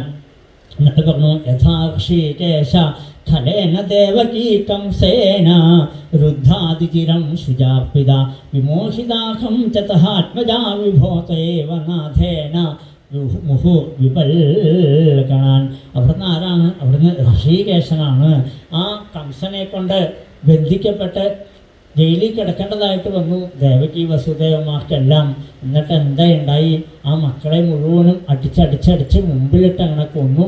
അവസാനം എത്ര നേരമാണ് ഭഗവാൻ ഒന്ന് ദർശനം കൊടുത്തത് അല്പനേരം മാത്രം. ആ കാരാഗൃഹത്തിലെ തമത്ഭുതം ബാലകമംബുജേക്ഷണം അത്ഭുത ബാലനായിട്ട് അവതരിച്ചു എന്ന് മാത്രമല്ല, കുറച്ച് കഴിഞ്ഞപ്പോൾ എന്തുണ്ടായി, പറഞ്ഞത്ര എന്നെ ഇവിടെ നിർത്തണ്ട കേട്ടോ, ഞാൻ ഇപ്പോൾ ഒരു കൊച്ചു കുട്ടിയാവും, എന്നെ കൊണ്ടുപോയിക്കോളൂ ആ അമ്പാടിയിൽ യശോദാമ്മയുടെ അടുത്ത് കൊണ്ട് കിടത്തിക്കോളൂ, അവിടുന്ന് ആ പെൺകുഞ്ഞിനെ ഇങ്ങോട്ട് എടുത്തുകൊണ്ട് വന്നോളൂ എന്ന് പറഞ്ഞുകൊണ്ട് ബഹുവ പ്രാകൃത ശിശു എത്ര പെട്ടെന്ന് ഒരു കൊച്ചു കുട്ടിയായിട്ട് മാറി. കൈകാലുകളിലെ ബന്ധനങ്ങൾ വിട്ട ആ വസുദേവർ ഒന്ന് കൊഞ്ചിക്കാനോ ലാളിക്കാനോ അമ്മിഞ്ഞു കൊടുക്കാനോ ഒന്നിനും സമ്മതിച്ചില്ല. അതിന് മുമ്പേ തന്നെ കുട്ടിയെ കൊണ്ട് വേഗം കാളിന്തി കടന്ന് അമ്പാടിയിൽ കൊണ്ട് യശോദാമ്മയുടെ അടുത്ത് കൊണ്ട് കിടത്തി. ഒരല്പസമയം മാത്രമേ ആ കണ്ണനെ കാണാൻ പറ്റുള്ളൂ. ദേവിക്കെങ്കിൽ എനിക്ക് അങ്ങനെയാണോ കണ്ണ? അതല്ല, എന്തെല്ലാം ദുഃഖങ്ങൾ എനിക്ക് വരുമ്പോഴും ആ സമയത്തെല്ലാം നീ എൻ്റെ അടുത്തേക്ക് ഓടി വരണ്ടെങ്കിൽ ഇവിടെ കുന്തിമാതാവിൻ്റെ ഒരു ഭാവം നമുക്ക് കാണിച്ചു തരിക. എത്ര നന്ദിയോടെ എത്ര ഭക്തിയോടെയാണ് ഗുരുവായൂരപ്പനെ അനുസ്മരിക്കുന്നത് എന്നാണ്. ഏത് സമയത്തും എന്തെങ്കിലും ദുഃഖം വരുമ്പോഴും കണ്ണാ നീ എൻ്റെ കൂടെ ഉണ്ടല്ലോ എന്നാണ്. ആ ദുഃഖത്തിലെല്ലാം നീ എൻ്റെ കൂടെ വരുന്നുണ്ട്. വിഷത്തിൽ നിന്ന് വലുതായിരിക്കുന്ന വിഷത്തിൽ നിന്ന്, വലുതായിരിക്കുന്ന തീയിൽ നിന്ന്, അതേപോലെ രാക്ഷസന്മാരിൽ നിന്ന്, അസത്തുക്കളുടെ സഭയിൽ നിന്ന്, വനസവാസത്തെ കഷ്ടതകളിൽ നിന്ന്, യുദ്ധങ്ങളിൽ നിന്ന് ഇന്ന് വേണ്ട എന്തെല്ലാം അവസാനം ഇപ്പോൾ ആ അശ്വത്ഥമാവിൻ്റെ ബ്രഹ്മാസ്ത്രത്തിൽ നിന്ന് പോലും ഞങ്ങളെ രക്ഷിച്ചെങ്കിൽ അപ്പോൾ നിൻ്റെ കാരുണ്യം എത്രമാത്രമുണ്ട് ഞങ്ങളാകുന്ന ഈ പാണ്ഡവന്മാരോട് മുഴുവനും. അതുകൊണ്ട് കണ്ണാ ഈ ദുഃഖങ്ങളിലൊക്കെ ഞങ്ങൾ ആ ആപത്തുകളൊക്കെ അനുഭവിക്കുമ്പോഴും നീ എന്നെ രക്ഷിക്കാനുണ്ടെങ്കിൽ എനിക്ക് ആപത്ത് മതി കണ്ണാ. ഓരോ ആപത്തിലും നീ ഓടി വരുന്നില്ലേ വേഗം എൻ്റെ കണ്ണീര് തുടയ്ക്കാൻ, എന്നെ ഇങ്ങനെ ചേർത്ത് നിർത്താൻ. അത്ര കാരുണ്യം കാണിക്കുന്ന കണ്ണനെ വിട്ടിട്ട് എനിക്ക് വേറെ ആരാ വേണ്ടത് ഈ ലോകത്തിൽ? അതുകൊണ്ട് വിപതസ്സന്തുനശ്വൽ തത്ര തത്ര ജഗൽ ഗുരോ ഭവതോ ദർശനം യൽസ്യാന പുനർ ഭവദർശനം. ഹേ ലോകഗുരുവായിട്ടുള്ളവനെ, ജഗൽ ഗുരു എന്നാണ് വിളിക്കുന്നത്, ലോകഗുരുവായിട്ടുള്ളവനെ ഞങ്ങൾക്ക് എപ്പോഴും ആപത്തുകൾ ഉണ്ടാവട്ടെ. കാരണം ഇനി രണ്ടാമതൊരു ജന്മം ഇല്ലാണ്ടെയാക്കണോ? നിന്നെ വേണ്ട മാതിരി ഒന്ന് കണ്ടു കഴിഞ്ഞാൽ ആ ദർശനം മാത്രം മതി. ദുഃഖദാരിദ്ര്യഹരണം ശ്രീഹരേ ദർശനം കുരു. എന്തെല്ലാം ദുഃഖങ്ങളുണ്ടെങ്കിലും അതെല്ലാം ഓടി ഒളിച്ചു നോക്കണ, നിന്നെ ഒന്ന് കണ്ടാൽ മതി. അതുകൊണ്ട് എല്ലാ അഹങ്കാരത്തിനെയും ഇല്ലാതെ കൊണ്ടാക്കണോ നിൻ്റെ ദർശനം കൊണ്ട്. നല്ലൊരു ത്യാഗ മനസ്ഥിതി ഉണ്ടാവണോ നിന്നെ കാണുമ്പോൾ കാണാം. അതുകൊണ്ട് എപ്പോഴും ആ ഭഗവത് സ്മരണയോട് കൂടിയിട്ടാണോ ഈ ശരീരം ഉപേക്ഷിക്കുന്നത്. പിന്നെ ഒരു ജന്മം ഇല്ലാതെ കണ്ടായിത്തീരുന്നു. വീണ്ടും പുനരഭിജനനം പുനരഭിമരണം എന്നൊരവസ്ഥ ഇല്ലാതെ കണ്ടാവണു. അതുകൊണ്ട് കണ്ണാ എനിക്ക് ദുഃഖം മാത്രം മതി, എപ്പോഴും ആപത്ത് വരണേന്നാണ്. നമ്മളങ്ങനെയല്ല പറയുക, ആപത്ത് ഒഴിക്കണേ കണ്ണാ എന്ന് പറയണം അല്ലേ. നമ്മുടെ മനസ്സ് എന്തുകൊണ്ടാണെന്നറിയോ? കണ്ണനെ തിരിച്ചറിഞ്ഞിട്ടില്ല. ഇവിടെ കുന്തി മാതാവ് ആരാണ് ഭഗവാൻ എന്ന് തിരിച്ചറിയണം. അതുകൊണ്ട് കണ്ണനെ തന്നെ സദാസമയത്തും കാണാൻ അടിക്കടി ആപത്തുകൾ വരുമ്പോൾ കണ്ണൻ ഓടി വരും കണ്ണീര് തുടയ്ക്കാൻ. എന്താ ചോളെ എന്ന് ചോദിച്ച് ഓടി വന്ന് കണ്ണീര് തുടയ്ക്കുന്നുണ്ടെങ്കിൽ ആ ആപത്ത് തന്നാൽ മതി കൃഷ്ണ. അത് മാത്രമല്ല, ശ്രേഷ്ഠമായിരിക്കുന്ന ജനനം, ഐശ്വര്യം, ശാസ്ത്രജ്ഞാനങ്ങൾ, ധനാദികൾ ഇങ്ങനെയുള്ളവരൊക്കെ എന്തിട്ടുണ്ടാവണു? അവിടുന്ന് അകിഞ്ചന ഗോചരനായിരിക്കുന്ന അവിടുത്തെ വേണ്ട മാതിരി അറിയാൻ പോലും സാധിക്കണില്ല. അവർക്കൊക്കെ എന്തുണ്ടാവണം? നല്ല കുലത്തിൽ ജനിച്ചു, നല്ല സമ്പത്ത്, നല്ല സൗന്ദര്യം, എല്ലാ യോഗ്യതകളും ഐശ്വര്യങ്ങളും അങ്ങനെ സമർത്ഥമായിട്ട് വരുമ്പോൾ നമ്മൾ സാധാരണയായിട്ട് നമ്മൾ എന്ത് ചെയ്യും? അതെ, ഞാൻ തേവർക്ക് എൻ്റെ വകയായിട്ട് തന്നേക്കാം. മുമ്പൊക്കെ എന്താണെന്ന് വെച്ചാൽ ഭഗവാന്റെ മുമ്പിൽ ഒന്നിങ്ങനെ പ്രാർത്ഥനയായിരുന്നു, എന്തെങ്കിലും കിട്ടുമോ കണ്ണാ. അവസാനം ഇവിടെ നിന്ന് ഇങ്ങനെ വട്ടം കരഞ്ഞുകൊണ്ടിരിക്കുമ്പോൾ ഭഗവാൻ ഓരോന്നും ഇങ്ങനെ തന്നുകൊണ്ടിരിക്കും. തന്ന ഐശ്വര്യങ്ങൾ കൂടി വരുമ്പോൾ നമുക്ക് എന്തായി തീരുന്നു? പിന്നെ അഹങ്കാരം ഇങ്ങനെ വർദ്ധിക്കുകയായി. പിന്നെ പറയും ഉത്സവത്തിന് എൻ്റെ വക ഒരു പാട്ട് എണ്ണ, അല്ലെങ്കിൽ ഇത്തവണത്തെ എഴുന്നള്ളിപ്പിന് ആന എൻ്റെ വക, പഞ്ചവാദ്യം എൻ്റെ വക, പിന്നെ ഇപ്പം അതൊന്നുമല്ല, ഇപ്പം നാടകം എൻ്റെ വക എന്നൊക്കെ ആയിട്ട് മാറി. അപ്പോൾ അവിടം വരെ എത്തിക്കഴിഞ്ഞു ഗാനമേള എൻ്റെ വക, പിന്നൊക്കെ എൻ്റെ വകയാക്കി. അപ്പോഴാണ് ഭഗവാൻ എന്തെടുക്കാന്നറിയോ? പതുക്കെ ഗത കയ്യിലെടുക്കുക. അതേപോലെ ഗത അണക്കുണ്ടാവില്ല. അപ്പോഴാണ് ഗത പതുക്കെ കയ്യിലെടുക്കുക, തലമുട്ടയ്ക്ക് ഒരടി, അതോടുകൂടി തീർന്നു സകലതും പിന്നെയും വന്ന് വീഴും കാൽക്ക് അല്ലേ. ഇതൊക്കെ നമുക്ക് കാണിച്ചു തരിക. എങ്ങനെ ഐശ്വര്യങ്ങളിൽ പെട്ട് ഭ്രമിച്ചു പോകുമ്പോൾ ഗുരുവായൂരപ്പ നിന്നെ ഒരിക്കലും തിരിച്ചറിയാൻ പറ്റണില്ലല്ലോ. അതുകൊണ്ട് നമുക്ക് എന്തേ വേണ്ടതെന്ന് വെച്ചാൽ ഇതിലേക്ക് ഒന്നല്ല നമുക്ക് പോകേണ്ടത്. എന്താണ് ഭഗവാന്റെ ഭാവം തന്നെ? ഈ ധർമാർത്ഥ കാമങ്ങളിലൊന്നും ആ ആസക്തി ഇല്ലാത്തവനാണ്. ആത്മാരാമനായിട്ടുള്ള, ആ ശാന്തനായിട്ടുള്ള, കൈവല്യപതിയായിട്ടുള്ള അല്ലയോ ഭഗവാനെ, അവിടത്തേക്കായിക്കൊണ്ട് നമസ്കാരം. എല്ലാം മനസ്സുകൊണ്ട് വെടിഞ്ഞവർ അവരാണ് കണ്ണനെ എപ്പോഴും ആശ്രയിക്കുക. എന്തിനോടെങ്കിലും മോഹമുണ്ടെങ്കിൽ എൻ്റെ ഗുരുവായൂരപ്പനെ കിട്ടില്ല, ഭാഗവതം നമ്മളോട് പറഞ്ഞു തരിക, അല്ലെങ്കിൽ കുന്തി മാതാവ് നമ്മളോട് പറഞ്ഞു. ഏതിനെങ്കിലും മോഹം വെച്ചാണോ ഭഗവാന്റെ അടുത്തേക്ക് ചെല്ലണത്? ഭഗവാൻ നമ്മളെ പതുക്കെ പതുക്കെ അകറ്റി വിടും. ഭഗവാനെ മാത്രമേ മോഹിക്കാൻ പാടുള്ളൂ. നമ്മളങ്ങനെയല്ല, എന്തൊക്കെയോ മോഹങ്ങൾ വെച്ചിട്ടാണോ ഭഗവാന്റെ അടുത്തേക്ക് ഓടി വരിക. കണ്ണാ, എനിക്കത് സാധിച്ചു തരുമോ, എനിക്കിത് സാധിച്ചു തരുമോ, ഞാൻ നിനക്കത് തരാം, ഞാൻ മറ്റത് തരാം. ഇങ്ങനെ ഭഗവാനെ പ്രലോഭിപ്പിക്കുക. ഇങ്ങനെയില്ലേ? അതുകൊണ്ടൊന്നും കാര്യമില്ല. അതുകൊണ്ടാണ് പ്രഹ്ലാദ ഭഗവാൻ നരസിംഹമൂർത്തി പറഞ്ഞു, നിനക്കെൻ്റെ പ്രഹ്ലാദ, ഭദ്രഭദ്രം തേ പ്രീതോഹം തേ സുരോത്തമ, വരം ഭൃണീഷ്വാഭിമതം കാമപൂരോസ്മ്യഹം ദൃഢം. നിനക്ക് എന്താണ് ആഗ്രഹം? എന്നോട് ചോദിച്ചോളൂ. ഹേ ഭദ്രമായിട്ടുള്ളവനെ, മംഗളരൂപിയായിട്ടുള്ളവനെ പ്രഹ്ലാദ. വീണ്ടും വീണ്ടും ചോദിക്കുമ്പോൾ പ്രഹ്ലാദൻ പറഞ്ഞെന്താണെന്നറിയോ? സർവേശ്വര, എല്ലാ ആഗ്രഹവും സാധിച്ചു തരുന്ന കൽപ്പവൃക്ഷമാണ് അവിടുന്നെങ്കിലും എനിക്ക് അങ്ങനെ വരം തരണമെങ്കിൽ ഒരു വരം തന്നാൽ മതി. കാമാനാം ഹൃദയ സംരോഹം ഭവതസ്തുണേ വരം. എൻ്റെ മനസ്സിലൊരിക്കലും മോഹങ്ങൾ മുളപൊട്ടാതിരിക്കാൻ വല്ല വരവുണ്ടോ ഗുരുവായൂരപ്പ അവിടുത്തെ കയ്യിൽ?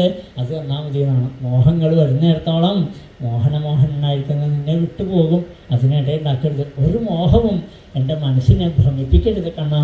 നീയല്ലാതെ കൊണ്ട് മറ്റൊന്നും എൻ്റെ ഉള്ളിൽ വരരുത് എന്നാണ്. ഇപ്പോൾ മോക്ഷം പോലും തരാൻ കഴിവുള്ള ആളാണ് ഭഗവാൻ. മോക്ഷം എന്ന് പറഞ്ഞാൽ എന്താ?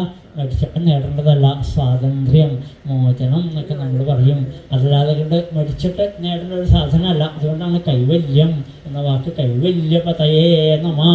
അമ്മ പറയാനുള്ള കാരണം അതുകൊണ്ടാണ്. നമുക്കെല്ലാ ബന്ധനങ്ങളിൽ നിന്നും നമ്മുടെ മനസ്സിനെ മോചിപ്പിക്കുക. നമുക്ക് വേണ്ടതും അത് തന്നെയായിരിക്കണം. നമ്മുടെ കുഴപ്പം എന്താണെന്ന് വെച്ചാൽ എല്ലാത്തിലും നമ്മൾ ചെന്ന് പെടുകയല്ലേ.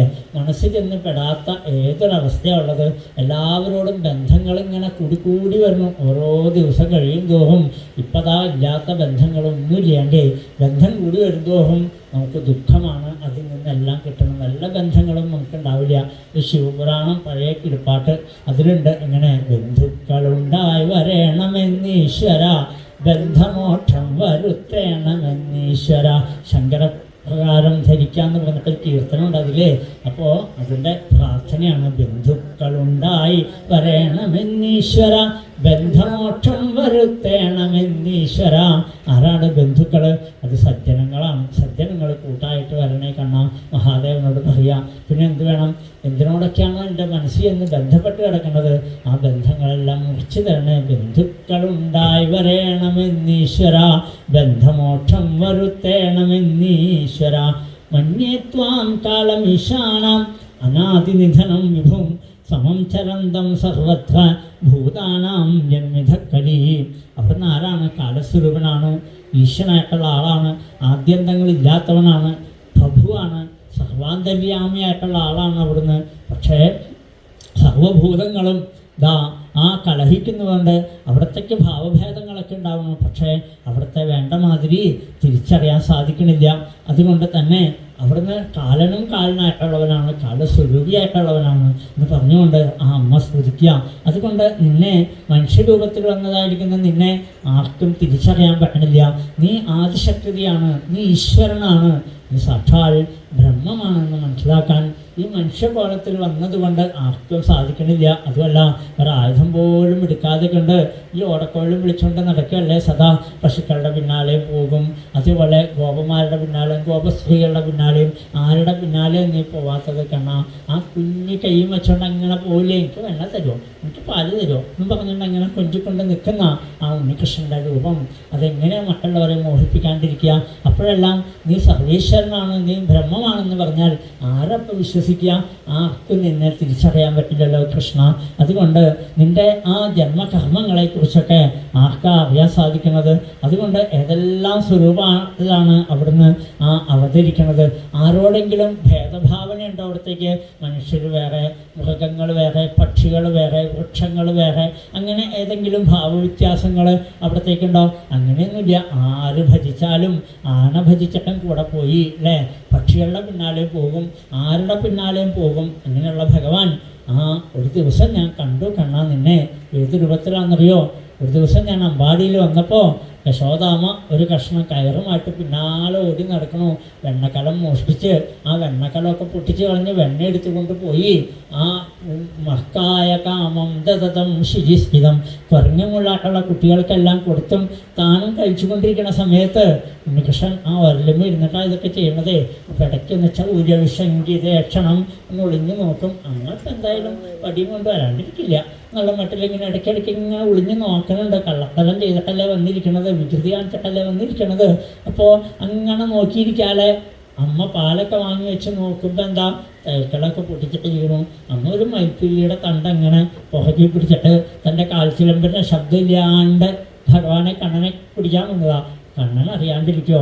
അമ്മ ശബ്ദമില്ലാണ്ട് വന്നാലും ഒരു ഉറുമ്പിൻ്റെ പദചലനം പോലും പറയുന്ന കണ്ണനെ എങ്ങനെ പറ്റിക്കാൻ സാധിക്കുക? യശോദാമ്മ അങ്ങനെ വരണ കണ്ടപ്പോൾ വേഗം അതുമേന്ന് ഇറങ്ങിയ ഒരൊറ്റ ഓട്ടം. എന്താ ഒരു ഓട്ടം ഓടിയിരിക്കണത്? യശോദാമ്മയാണെങ്കിൽ ഇന്നത്തെ തടിയും വെച്ചിട്ട് പട്ട് വേണമെന്ന് പറഞ്ഞ് വന്നാൽ പിടിക്കാൻ പറ്റുമോ?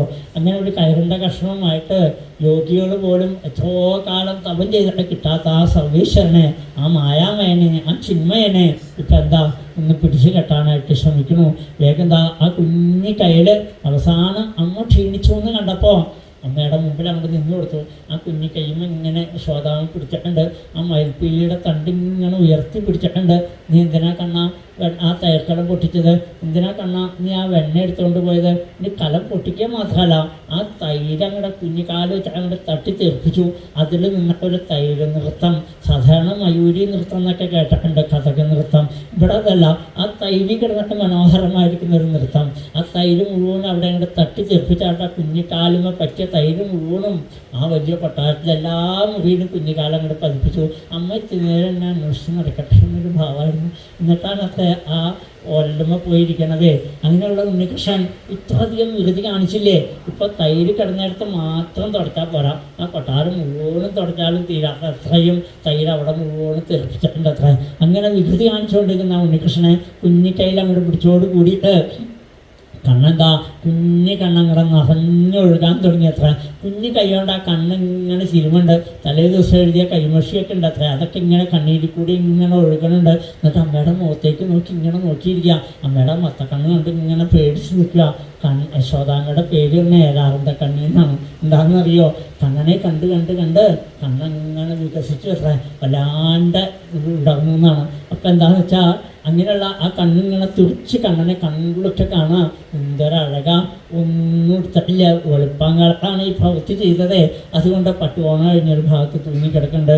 ആ പീലത്തിനുണ്ടി ഇങ്ങനെ മാഞ്ഞ് ഇതങ്ങനെ തൂങ്ങിക്കിടക്കുന്നുണ്ട്. ഗോപിക്കുറിയൊക്കെ മാഞ്ഞു പോയിട്ടുണ്ട്. അങ്ങനെ ഓടി നടക്കുന്ന ഉണ്ണികൃഷ്ണനാണേ. അപ്പോൾ അങ്ങനെയുള്ള കണ്ണനെ ആണെങ്കിലും കണ്ണനെ കാണുവാനെന്തു ഭംഗി, മേഘവർണ്ണനെ കാണുവാനെന്തു ഭംഗി. ഒന്നുമില്ലെങ്കിലും കണ്ണനെ കാണാൻ എന്താ ഒരഴക്. അങ്ങനെയുള്ള ഉണ്ണികൃഷ്ണനെ ആ കുഞ്ഞ് കയ്യിൽ പിടിച്ച ആ വടി ഇങ്ങനെ പൊക്കി പിടിക്കുമ്പോൾ കണ്ണനെ വല്ലാണ്ട് പേടി. അമ്മയുടെ കണ്ണിലേക്ക് നോക്കും, ആ വടിയിലേക്ക് നോക്കും. അമ്മ എന്നെ വടിയും കൊണ്ട് അടിക്കുമോ എന്നുള്ളൊരു ഭാവമാണ് അവിടത്തേക്ക്. അപ്പോൾ വല്ലാണ്ട് അങ്ങോട്ട് ഭയം അഭിനയിക്കുകയാണ്. ഈ ലോകം മുഴുവനും ഏതൊരു ഭഗവാനെ ഭയപ്പെട്ടുകൊണ്ടാണ് നിൽക്കുന്നത്. ഈ ബ്രഹ്മാണ്ട കോടികൾ മുഴുവനും ഏതൊരു ഭഗവാന്റെ ആജ്ഞയ്ക്ക് വിധേയമായിട്ടാണ് നിൽക്കുന്നത്. അതൊന്നും പാവ യശോദാമ്മയ്ക്ക് അറിയില്ലല്ലോ. യശോദാമ്മയെ തൻ്റെ മായയിൽ അങ്ങോട്ട് മുക്കിയെടുക്കുന്ന കാഴ്ച അന്ന് എനിക്ക് മനസ്സിലായി. കണ്ണാ, നിൻ്റെ ആ വേഷം കെട്ട് എന്താണ്? നിന്നെപ്പോലെ ഒരു നടൻ ഈ ലോകത്തില്ല എന്നന്ന് എനിക്ക് മനസ്സിലായി. ആ അമ്മയെ അത്രയധികം മോഹിപ്പിച്ചില്ലേ? ആ പേടിച്ചിട്ടാണോ ഈ പ്രപഞ്ചശക്തികൾ, ഈ അഭൗമമായിരിക്കുന്ന ഈ ശക്തിയെ പേടിച്ചിട്ടല്ലേ ഈ പ്രപഞ്ചശക്തികൾ മുഴുവനും സമുദ്രം തിരയടിക്കണത്, മരണം വന്ന് എല്ലാവരെയും പുളുകണത്, കാറ്റ് വീശണത്, സൂര്യൻ കൃത്യം 6 മണിയാകുമ്പോഴേക്കും നമ്മൾ എഴുന്നേറ്റില്ലെങ്കിലും സൂര്യൻ കൃത്യസമയത്ത് വരും. നാളെ ഞാൻ ലീവാട്ടോ എന്ന് സൂര്യൻ പറഞ്ഞിട്ടുണ്ടോ? ചന്ദ്രൻ പറയാറുണ്ടോ വൈകുന്നേരം ആകുമ്പോൾ നീ ഇല്ല കേട്ടോ, ഇനിയിപ്പോൾ ഈ ആഴ്ച ഞാൻ ഉണ്ടാവില്ല, അടുത്ത ആഴ്ച വരാമെന്ന് പറയാറുണ്ടോ? ഒന്നുമില്ല. നക്ഷത്രങ്ങൾ പറയാറുണ്ടോ? കാരണം എല്ലാത്തിനെയും നിയന്ത്രിക്കുന്ന ആളാരാണ്? അതകത്തിരിക്കുന്ന ആളാണ് അല്ലേ? ഭഗവാൻ ഇങ്ങനെ കൺട്രോൾ ചെയ്തുകൊണ്ടിരിക്കുക. അത് കാരണം അവിടുത്തെ പേടിച്ചിട്ട് സകല പ്രപഞ്ചവും വേണ്ട മാതിരി ഒരു ദിവസം സമുദ്രം പറയാം, ഇന്നിപ്പോൾ ഞാൻ തിരമാല അടിക്കാനില്ല, ഇന്ന് ക്ഷീണമാണ്, അത്രയും ഉറങ്ങാൻ പോവാം എന്ന് പറഞ്ഞ് എങ്ങാനും ഉറങ്ങാറുണ്ടോ? കൃത്യമായിട്ട് തിരമാല അടിക്കുന്നു അല്ലേ? പ്രപഞ്ചത്തിൽ ഓരോന്നും നോക്കിക്കോളൂ. എല്ലാം ആരെ പേടിച്ചിട്ടാണോ? ആ കണ്ണനാണ് അമ്മയുടെ മുമ്പിൽ അങ്ങനെ പേടിച്ച് നിൽക്കുന്നത്. കണ്ണാ, നീ ഇല്ലെങ്കിൽ ഈ യദുകുലത്തിന് എന്ത് പേരാ ഉള്ളത്?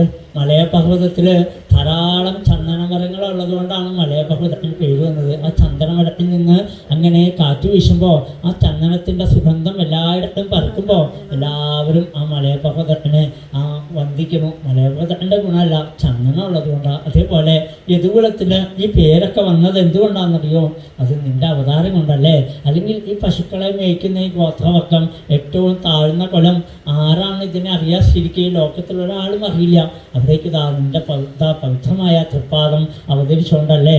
അതുകൊണ്ട് തന്നെ ഈ ദുർജനങ്ങളുടെ ഭാരം കൊണ്ട് തളർന്നതായിരിക്കുന്ന ഈ ഭൂമിയെ ഉദ്ധരിക്കാനല്ലേ കണ്ണാ നീ വന്നിരിക്കണത്? എന്തെല്ലാം ബ്രഹ്മാവിൻ്റെ പ്രാർത്ഥന അനുസരിച്ചിട്ട് നീ വന്നിട്ടില്ലേ? അതുകൊണ്ട് തന്നെ എത്രയോ ആളുകളാണ് ഈ സംസാരത്തിൽപ്പെട്ട് ഭ്രമജ്ഞാനങ്ങളെ കൊണ്ട്, അജ്ഞാനങ്ങളെ കൊണ്ട്, ആഗ്രഹങ്ങളെ കൊണ്ട്, കർമ്മങ്ങളെ കൊണ്ടെല്ലാം കീഴ്പോട്ടേക്ക് പോകുമ്പോൾ അവരുടെ മനസ്സങ്ങനെ തളർന്നു പോകുമ്പോൾ ആ മനസ്സാകുന്ന ഭൂമിയെ ഉയർത്താൻ കണ്ണാ നീയല്ലാതെ കണ്ട് വേറെ ആർക്കാ സാധിക്കണത്? സംസാരസാഗരേ മഗ്നം ദീനം മാം കരുണാനിധേ കർമ്മഗ്രാഹഗൃഹീതാംഗം മാമുദ്ധരഭവാന്നവാൾ. നമ്മൾ രാവിലെ ചൊല്ലിയില്ലേ? ഇത് തന്നെ ബ്രഹ്മൻ പറഞ്ഞേക്കാണ്. ആ സംസാരത്തിലേക്ക് ആണ്ടുപോകുന്ന നമ്മളെല്ലാം ഉയർത്താൻ നീയല്ലാതെ കണ്ട് വേറെ ആരാ ഉള്ളത് എന്നാണ്. എന്നിട്ട് പറഞ്ഞു, ശൃണ്വന്തി ഗായന്തി ഗൃണന്ത്യഭീക്ഷ്ണശഃ സ്മരന്തി നന്ദന്തി തവേഹിതം ജനാ തയേവ പശ്യന്ത്യതിരേണ താവകം ഭവപ്രവാഹോ പരമം പതാംബുജം. ഏതൊരു ആളുകളാണോ, ഏതൊരു ജനങ്ങളാണോ അവിടുത്തെ ചരിത്രത്തെ എപ്പോഴും ശ്രവിക്കുന്നത്, ഗാനം ചെയ്യുന്നത്, പറയുന്നത്, ഓർക്കുന്നത്, സന്തോഷിക്കുന്നത്, അവർക്കെല്ലാം പെട്ടെന്ന് തന്നെ ഈ ജനന മരണങ്ങളാകുന്ന ഈ സംസാരത്തിൽ നിന്ന് കരകയറാൻ സാധിക്കണം. അവിടുത്തെ പാതകമലങ്ങളെ പരിപൂർണമായിട്ട് കാണാൻ സാധിക്കണം. അതുകൊണ്ട് എല്ലാ സ്വജനങ്ങൾക്കും ഹിതത്തിനെ ചെയ്യുന്നതായിരിക്കുന്ന അല്ലയോ സർവേശ്വര, ഞങ്ങൾക്കും വേണ്ടിയിട്ട് എന്തെല്ലാം നീ ചെയ്തിരിക്കണു. എപ്പോഴും ആപത്തിൽ ഞങ്ങളെ സംരക്ഷിക്കാൻ വരുന്നില്ലേ? അതുമാത്രമാണോ? നിൻ്റെ പാദസ്പർശം ഏറ്റോടുകൂടി മഹീമംഗളഭൂയിഷ്ടപുരഗ്രാമഭജാകര ഈ ഭൂമിയിൽ എത്രമാത്രം സന്തോഷമായി കഴിഞ്ഞിരിക്കുന്നു. ധാരാളം ഔഷധച്ചെടികൾ, ധാരാളം വൃക്ഷലതാദികൾ, അതുപോലെ നദികളൊക്കെ അതിമനോഹരമായിട്ട് നിറഞ്ഞങ്ങൾ ഒഴുകാൻ തുടങ്ങിക്കഴിഞ്ഞിരിക്കുന്നു. ഫലപുഷ്പങ്ങൾ നിറയാൻ തുടങ്ങിക്കഴിഞ്ഞിരിക്കുന്നു. ഇങ്ങനെ പശുക്കൾ എന്ന് വേണ്ട സകല ജീവരാശികളും ജനങ്ങളും എല്ലാം വർദ്ധിച്ചതെല്ലാം നിൻ്റെ അവതാരത്തോടു കൂടിയല്ലേ സർവേശ്വര. അതുകൊണ്ട് എത്രയോ കേമമാണ് അങ്ങനെയുള്ള ആ ഭഗവാന്റെ അടുത്തേക്ക് എത്താൻ എൻ്റെ മനസ്സിന് സാധിക്കുന്നില്ലല്ലോ കൃഷ്ണ. എന്തുകൊണ്ടാണെന്നറിയോ? എൻ്റെ മനസ്സിതാ പ്രബലമായിരിക്കുന്ന ഏറ്റവും ശക്തമായിരിക്കുന്ന ഒരു ചെങ്കളകളെ കൊണ്ട് കൃഷ്ണികളോടും പാണ്ഡവന്മാരോടും ഒക്കെ ബന്ധിച്ചിരിക്കുന്നു.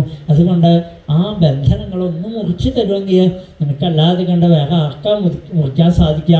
ആ ദൃഢമായിരിക്കുന്ന സ്നേഹപാശത്തിനെ ഒന്ന് മുറിച്ചു തന്നിട്ട് ഗംഗേവ ഊഖമുതന്വതി, ഗംഗാനദി എങ്ങനെയാണോ സമുദ്രത്തിലേക്ക് എന്ന പോലെ എൻ്റെ മനസ്സും നിൻ്റെ പാദത്തിലേക്ക് എത്തിച്ചേരണേ എന്ന് പറഞ്ഞുകൊണ്ട് ഗോവിന്ദ ഗോത്വിജസുരാർത്തിഹരാവതാര യോഗേശ്വരാഖില ഗുരോ ഭഗവൻ നമസ്തേ.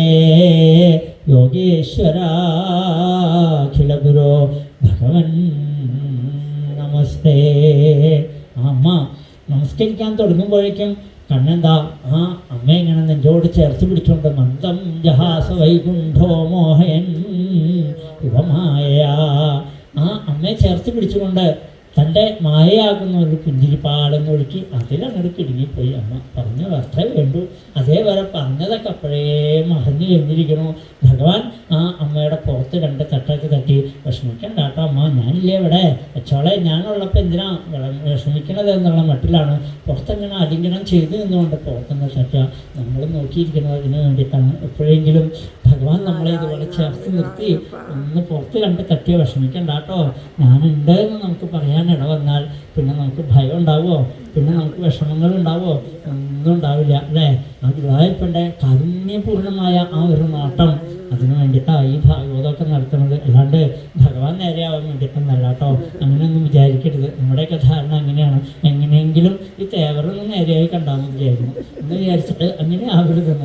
നമുക്ക് ആ കണ്ണൻ ഇന്ന് നേരെയാണ്. അവിടുത്തെ കഥ കേട്ടുകൊണ്ട് നമ്മൾ നേരെയാവാൻ വേണ്ടിയിട്ടാണ്. നമ്മുടെ ദുഃഖങ്ങളാണ് നമ്മളെ ഓരോ ദിവസവും തളർത്തുന്നതെങ്കിൽ ആ തളർച്ച മാറി നമ്മൾ ഉത്സാഹമായിട്ട് വരണം. എൻ്റെ ജീവിതത്തിൽ മനസ്സ് ചെന്ന് കുടുങ്ങാത്തത് എവിടെയുള്ളത്? എവിടെയും കുടുങ്ങിക്കിടക്കുന്ന ആ മനസ്സിനെ ഒന്ന് ഉയർത്തി കൊണ്ടുവരാൻ ഈ അമ്മയുടെ കഥ മാത്രം മതി എന്നാണ്. അതുകൊണ്ട് സാധാരണ സജ്ജനങ്ങൾ പറയും, സ്ത്രീജനങ്ങളൊക്കെ ഈ അമ്മയുടെ സ്തുതി, കുന്തി സ്തുതി വായിക്കണ വളരെ വിശേഷമായിട്ട് പറയാറുണ്ട്. ദുഃഖങ്ങളൊക്കെ മാറിക്കിട്ടും അത്ര അങ്ങനെ പറയാറുണ്ട്. പുരുഷന്മാരൊക്കെ ഇനി അടുത്ത സ്തുതി 9ാമത്തെ അധ്യായത്തിലുള്ള ഭീഷ്മസ്തുതി വായിക്കണം എന്ന് പറയും. ഇങ്ങനെ സജ്ജനങ്ങൾ പറയാതെ സാധാരണ പതിവുണ്ട് കേട്ടോ. അത്രയും ശ്രേഷ്ഠമായിരിക്കുന്ന ഒരു സ്തുതിയാണ് അമ്മ നടത്തിയത് എന്ന് പറയാം. ആ അമ്മയെ അനുഗ്രഹിച്ചുകൊണ്ട് കണ്ണൻ തിരിയുമ്പോഴേക്കും അടുത്ത ആൾ കരഞ്ഞ് കണ്ണുമായിട്ട് മുമ്പിൽ നിൽക്കുന്നു, ധർമ്മപുത്രർ. ഇനി ആ ധർമ്മപുത്രരുടെ കഥയൊക്കെയാണ് നമുക്ക് 10 മിനിറ്റ് നിർത്തിയിട്ട് നമുക്ക് ആരംഭിക്കാം. ഹരേ രാമ രാമ രാമ ഹരേ ഹരേ, ഹരേ കൃഷ്ണ കൃഷ്ണ കൃഷ്ണ ഹരേ ഹരേ.